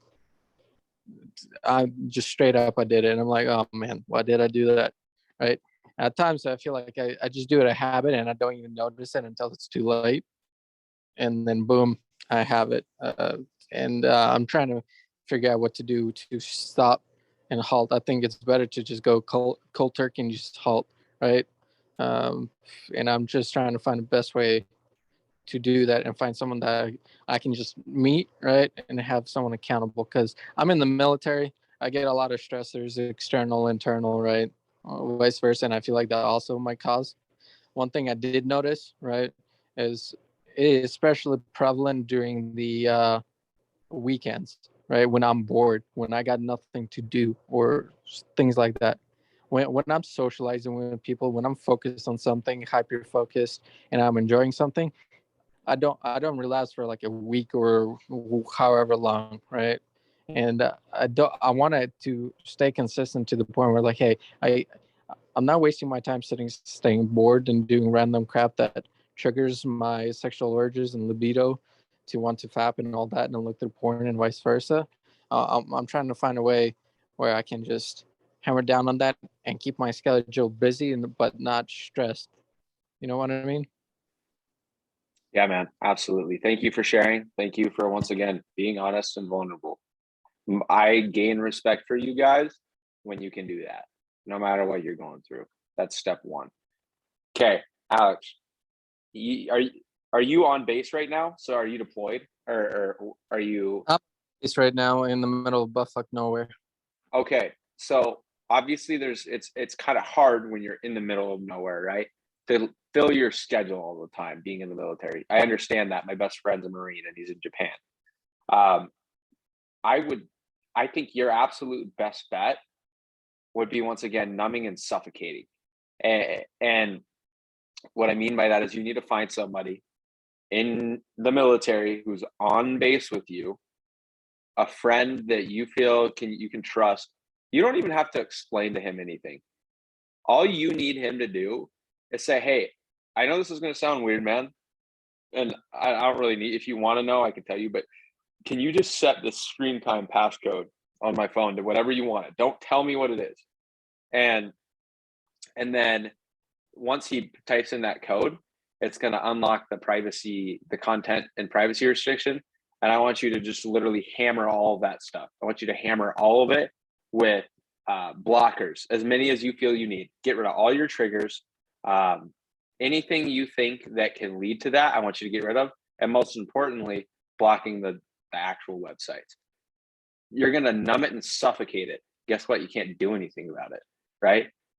And you have to tell your friend too, in that moment when you do that, whether it's tomorrow or tonight or whatever that looks like, or the morning, and you need to say, don't let me convince you to take it off for at least until we're not deployed anymore, or at least until we're not like with each other anymore, right? So until he's like becomes distant from you, like you need to make it very clear to yourself and very intentional that it's like, I'm going to do this, and you need to make sure that he knows, because you could easily lie, right? You could just be in a state where you're bored and like, oh, I really want to, you might be in that state where you just want to do it. It's like, hey man, can you actually give me that? I totally realized can you give me the code? I totally realized I messed something up, or I need something that I accidentally blocked or something, right? You could just make up some bullshit. I've done it when I went through my 3-year phase that I was telling you about. What you need to do though is tell him for 6 months, whatever the time is. He's like, for the next 6 months, I don't want you to let me convince you to take it off, no matter what bullshit I tell you. That way, when you text him and you try to make something happen, it won't work. That's the step that you have to take, because you are going to have those weekends where you're bored because you're in the middle of nowhere and you're in the military. That's just how it works. You have to take action like that. I'm giving you the knowledge. You're either going to be constipated after this, or you're going to take action. You're going to be really happy you did. It's not going to be easy, Alex, but it will be worth it. So I hope that makes sense. Yeah, that makes total sense. My spiel is people around me also watch a lot of porn. Of course, and they don't have to know. And I'm they like, don't have to know. Okay. One friend that I do know that I made when I was through boot camp, and I still have connections with him, right? But he's not near me. He's both religious and all that, and he also, he doesn't want to fap and all that, so he also works on that as well. Another all thing you I need know. To do. Sorry, dinner. All you need to do is get one person that you can.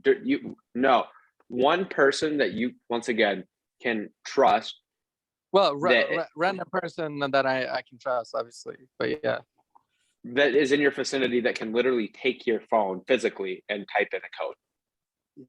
And then you can make sure you have their number, right? And then you can text them. When those 6 months are up, you can say, hey, I'm good, right? You can give me it.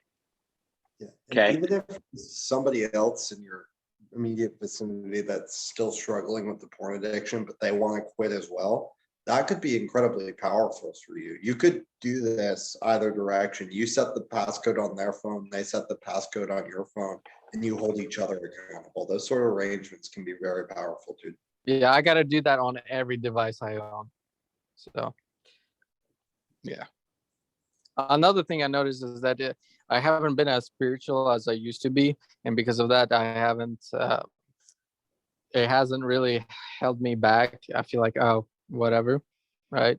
But when I had the spiritual pillar, I was more focused on God rather than myself. So that's another thing I'm gonna work on. Yep, absolutely. Redirect your focus to that. Lean on God. That's one thing that I would suggest everybody in here do. So, thank you, Alex. I hope that does that help you, man? Does that help you kind of where to go from here to take action? Yes, sir. Okay, awesome. Is there anything else, Ryan, that you wanted to add for Alex real quick, or do you think we got him? No, I think we're good. Okay, Quincy, you will be our last speaker of the night, and then I'm going to take you guys through something real quick. That'll be like 5 or 10 minutes, and then we'll hop off. So we got about probably 15 more minutes on this call.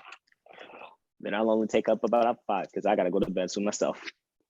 Gotcha. Cool. What's up, Quincy? So real quick, Johnny Calkins, one of the mods in MBT, more or less called me out and said, hey, it's great that you're reading and taking up all this knowledge and information and everything, but you're pretty much just being a sponge. You need to go out and actually do some stuff some more, which I have been working on. And I'm glad he said that because it was good that he called me out on it because I didn't realize it until he said so. But since then, I think it's been like 3 or 4 months and I haven't been as active in the Discord because I've been working on my own stuff. And I realized after listening to everyone else's stories, which I applaud everyone for in this call right now, that I had the wrong mindset with all of this. Because I also recalled, the longest time that I'd ever gone without it, which was 6 months. And during that time, I think it was after I got a job, a new remote job that I have now, I was so focused on like so many other things that I didn't think twice about it at all. And it's interesting to think about that because I always thought that the more attention I put towards it and the more I think about it, the more I would get better at accomplishing whatever it is that I set my mind to, which in this case is actually doing the opposite. Gotcha. But with that, as far as my reasoning for wanting to do it, because I used to think that it was all pretty much just for the aspect of dating and everything. But in all seriousness, it's all just to feel like more secure and better about myself, regardless of what anyone else thinks. Because I know not a lot, I shouldn't say a lot, but I know a good amount of people that don't see eye to eye with me in this. It's not like we full-heartedly disagree, but there are some areas where we agree and disagree, regardless of those reasons. Guys in MBT, like you, Nick, or Ryan Smith, or Ryan Barker, or Johnny Calkins, Aaron, Casey, Nordic Yogi, Thomas, that guy, all these dudes in the group that are, shining examples of what all of MBT stands for. It's like more than just getting girls and getting laid. It's about being better men overall, which I didn't realize I had such a passion for until I joined the group. But in a nutshell, that's pretty much the reason why I'm doing this. And yeah, I think that's all I got for the little 5 minutes I said I was going to do. Awesome. Well, I mean, thank you, Quincy. And I'm glad that you could have some sort of mindset shift on this. And that was kind of my goal for some of these guys. Because once again, I think we were focused on the wrong things. I think a lot of guys in here there might have been guys who came into this call, maybe who are gone by now, or maybe who are still here, who didn't like that I deleted the NoFap channel and thought it was a terrible idea. And that's okay. They might still think that. But here's what I know is that this call, I already can see is, once again, like I was telling people and hyping it up to be, way more powerful than that NoFap channel could add value to somebody in a whole year. This added more value to individuals than the NoFap channel could in an entire year, because everything is on the surface. What did we do? What did me and Ryan Barker do on this call for you guys? We went to the root. We went to the root so we could actually start climbing this hill. Because here's the thing, here's what the NoFap channel did, right? Oh, we made it to 6 months. We made it to 6 months, guys. Ah, fall back down. And then it's like, oh, we made it 3 months. Then you yeeted yourself back down. Not your energy, but your own thoughts. You did that to yourself. You decided to jump off the freaking mountain as you climbed up, right? But you could have been 180 days in and lost one time. And then you kept going. Okay, keep going. Right. And that's the thing. We have to start training our brains to think that way and continue to climb this hill, because I think a lot of guys think, if I can just go 365 days,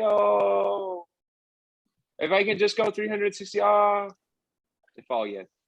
No, that's not how it works. And that's the mindset shift we had to have, because I knew the NoFap channel was this. Bop, bop. You just keep going down. And it's just like this endless stupid cycle, and you're never gonna win. Right? Because as soon as you realize, you think you start over. And funny enough, for a long time after I decided that I really wanted to make the change, whenever I went to the Discord and saw the NoFap group, it honestly kind of deterred me, and I didn't want to see it. Like, I didn't want it to be there, but I didn't really consciously see that. Yeah. Now that it's gone and you replaced it with those other 4 things, I'm like, this is like 10 times better. Yeah. Because my mind isn't even there. That's the thing, because that's the thing. Here's the thing with that channel. What happened was all these guys were determining their success off of NoFap. So they think getting to the top of the hill was winning in NoFap and going a year, going 2 years. But here's the thing: the 4 pillars is really what this is, and defeating this addiction is part of that. But the only way you could actually defeat the addiction is if you focus on the pillars. You can't do it by focusing on the addiction.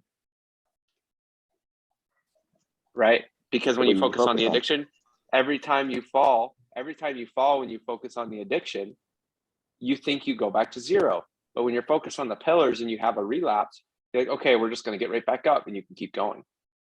Right? Ryan, Ryan Barker, what do you want to say to this? Yeah, I think Quincy is hitting on something that's very powerful to realize, guys. Sometimes you have to understand that beating something is not about fixating or focusing or brute forcing yourself on that thing. It's about finding other healthier substitutions for that thing in your life, right? It's kind of like if I struggle socially, right? I don't know how to have conversations with women, and I struggle talking to girls, right? What is the advice that Nick is going to give you on a Q&A on a weekly basis? He's not going to tell you only go talk to girls until your problem disappears, right? He's going to say, go have conversations with people in general and just get used to putting yourself in social situations. And then the conversations with the woman will come naturally, right? So the thing you have to understand is if you get hyper fixated on whatever your specific issue is, oftentimes you're going to make things worse for yourself and not better. That's right. That's awesome. Right there. All right. Thank you, Quincy. If that's everything you, unless you wanted to say anything real quick. I think that's it. Cool. Appreciate you, man. Awesome, guys. Well, I want to show you one more thing before we hop off. And that is going to be something that is going to help all of you, each and every single one of you in here. If I can figure out what the hell I'm doing. Okay. There we go. Let's go here. Let's move. What is going on, man? Hold on, guys. Let me do some stuff real quick. Here. There we go. Can you guys see my screen? Am I sharing just my desktop? Yep. We see Okay, cool. Okay, cool.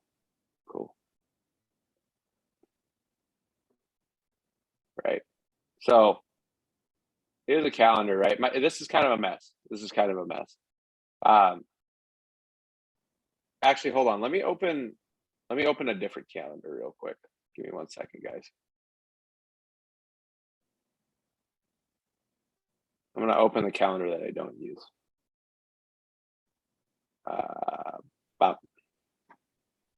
Okay. So I did an example on a call on with my book club that we have running. So I'm going to delete some of this real quick, or actually, let's just go to a future date. I'm not gonna stress that.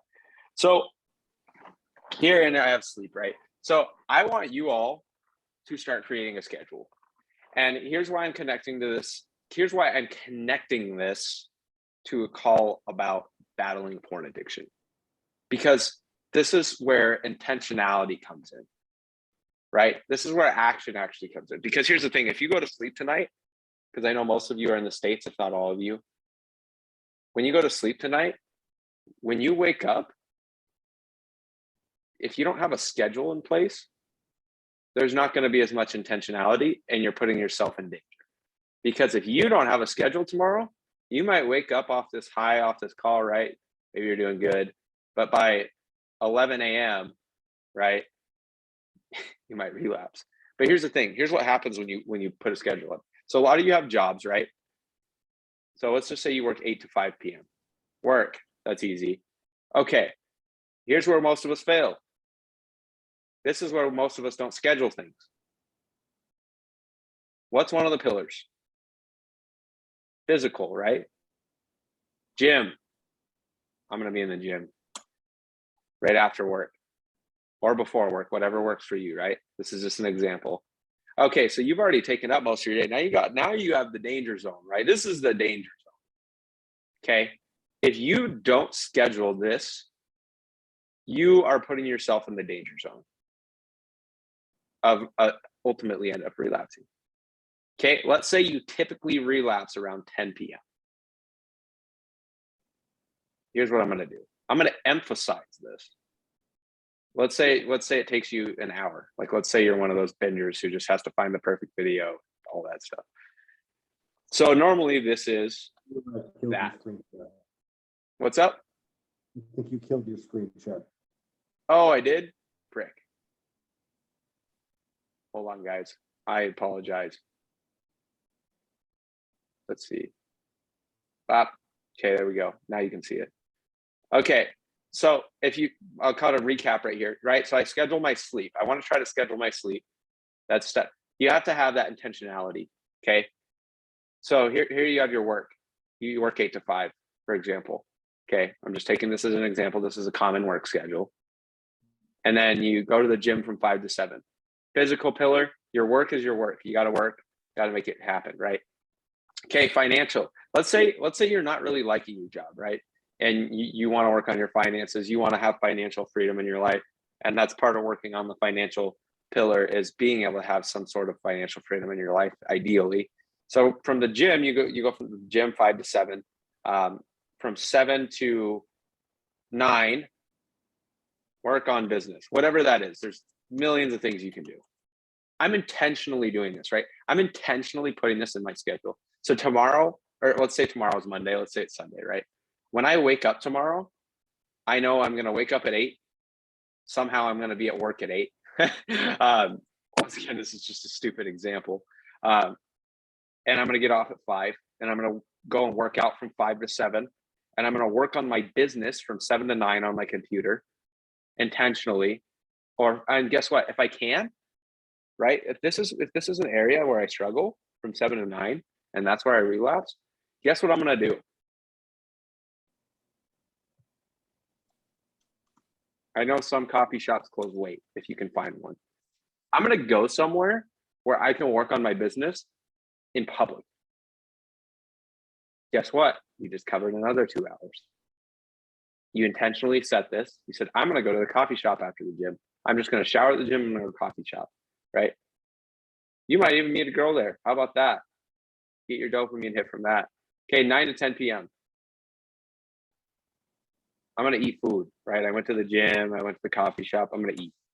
I'm going to make good food. I'm going to actually make my food too, right? So I'm going to let me even go one step further. I'm going to eat chicken and rice. I'm going to go with the basic one. Okay. I mean, I know it doesn't take an hour to eat, but we're just going to use that as an example right now. I'm going to try to keep this simple for you guys. Okay, here's where your danger zone's at for most guys, right? 10, 11 p.m. to midnight. That's when you're going to struggle.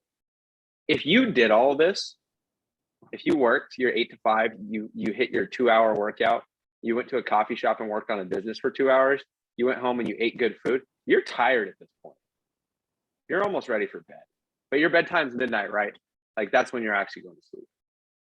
Okay, if we don't schedule this, that's going to happen, right? The porn's going to happen. If we don't know what we're going to do here, what are you going to do? You're going to get bored. Okay. What am I going to do? Listen to audio. And let's take it one step further.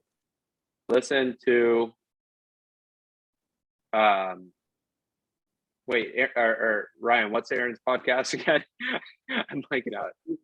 He calls it Get Your Shit Together. Listen to Get Your Shit Together. Okay. For an hour. I'm gonna listen to an hour of it. Okay. Okay. We're gonna intentionally put that in. We're gonna listen to that. 11 p.m. to 11:30. I'm gonna read a book.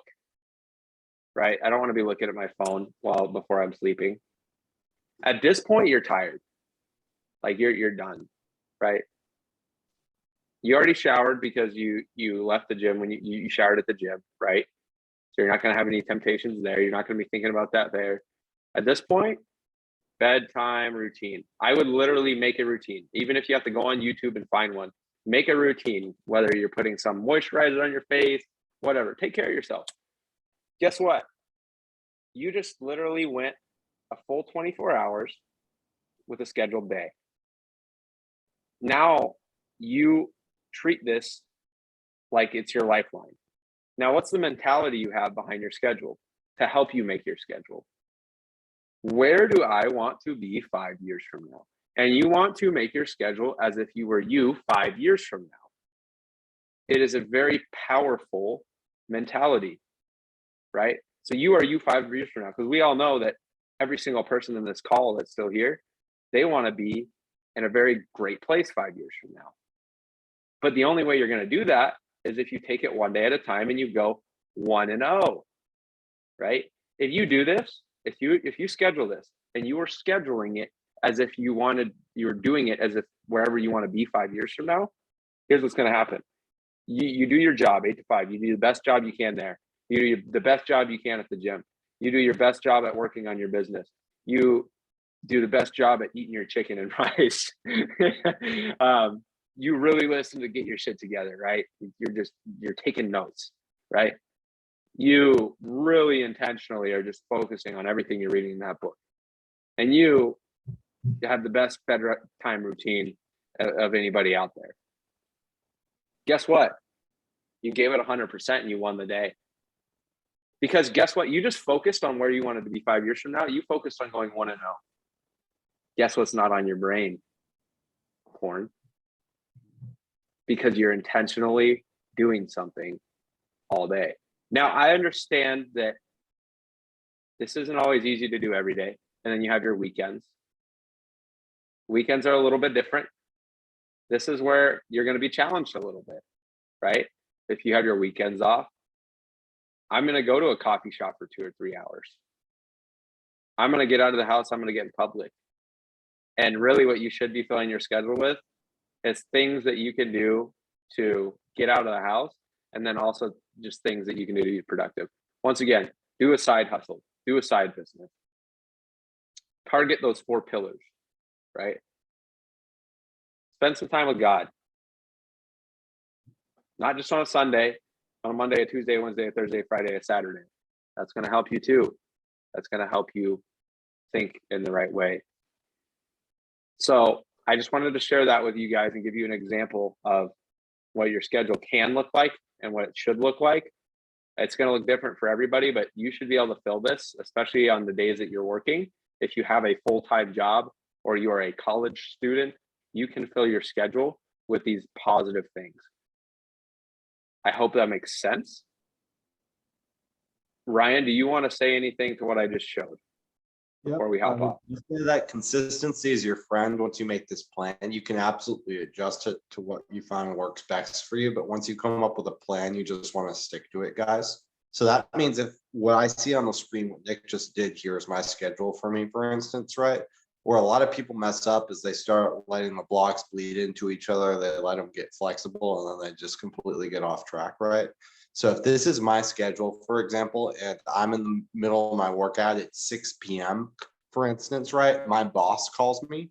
That is not my work time, right? That is my workout time. I'm going to be super intentional with that. And I'm not going to pick up that phone call. I'm going to let it go to voicemail and I'm going to figure it out later when I get back out of the gym and into one of my blocks where I can actually take a look at what's going on.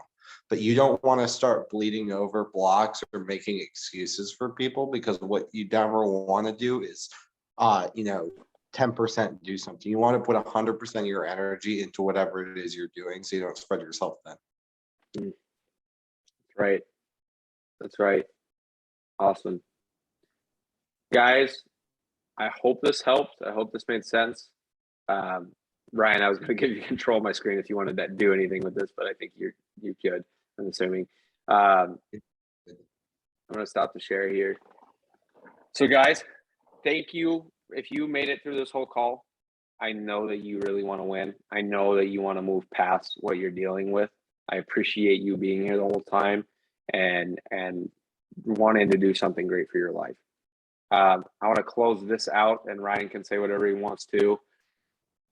You have to take action either tonight or tomorrow, because if you let tomorrow go by and you don't take action on the things we just talked about today, you are going to continue to fail, period. You're going to continue to fall. You have to make the change. Why not make the change while it's fresh on your brain, right? You don't want to wait. You don't want to procrastinate it. Take action while there is that motivation there, while there is that spark there, because the motivation is not going to be there for very long.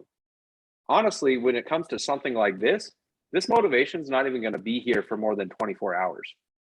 You're going to hit tomorrow night, and if you don't have some sort of something scheduled intentionally, or you don't have, you haven't deleted your Instagram, or you haven't blocked some things in the App Store, you haven't blocked some things on the internet, you might fall again. And that's okay. I still believe in you. I still believe you can win. I still believe you can overcome this. But here's an amazing opportunity. We just spent 3 hours, 3.5 hours almost, going to the root of this so you can overcome this. So you can start climbing that hill and have the right mentality towards claiming true victory over this. Right? That's all I want to say to end this. Ryan, I'll let you actually close it out with whatever you want to say, and then I'll end the call here. Sounds good. I'm going to just reassure you and +1 everything that Nick just said there, guys. So what you have to understand is life is a game of momentum, and what we just did is in 3 hours got you from stationary to honestly jogging at this point, right? But the big thing is you've got to go through and actually use that positive momentum we just generated on this call and tangibly create something in your life. Because if you just let yourself peter back out, it's going to be a lot harder to get back running on your own. We just had a group of great guys all share their own positive stories, and honestly, it's awesome, as it is to always be able to give back and service this community. I love when Nick invites me to do these sorts of things. You guys are the real rock stars of tonight. The vulnerable stories you shared are really the reason that we were able to get to the root of everything here at the beginning, right? But the thing is you have that group of guys that wants to be better and wants to beat that here, and that energy is very powerful. It's going to be very hard for you to manifest for that for yourself inside of your own individual personal lives. So I would just ask you and challenge you to use that energy and really manifest it into your life to, finally beat this for yourself and, push yourself to that next level. I believe in every single one of you. Awesome. Thank you, Ryan. And thanks again for popping on and just serving all these guys and popping in and giving your own thoughts on these things. It's just double the value, right? Two brains is better than one.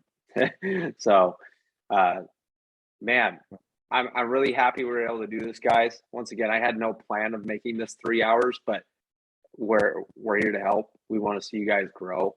And you know, I didn't know what to expect from this call, but we had a lot of guys speak up and be vulnerable. And let's make these last 3 hours of this call effective, and let's take action. Otherwise, we just wasted 3 hours of our lives. Me, Ryan, and all of you. So the only way that you guys can show appreciation for what we just did is by taking the next step. You took the first step of being honest and vulnerable, which I love. Now let's take the next step and actually take the action into getting rid of the triggers, numbing it out so we can start healing. I am very excited for you guys. Start climbing the mountain and let's go. And don't be afraid to reach out to somebody and be held accountable. Thank you so much, guys. Have a great rest of your night, and we will talk to you next time. And by the way, one last thing real quick. This will not be the last time we do something like this. It's not like it's going to be every week, but maybe every 3 or 4 months we will do something like this, because I know it's very powerful. It can help you guys at a very deep level. So have a great night, guys. Thank you for coming on here. You guys are going to kill it. I believe in you.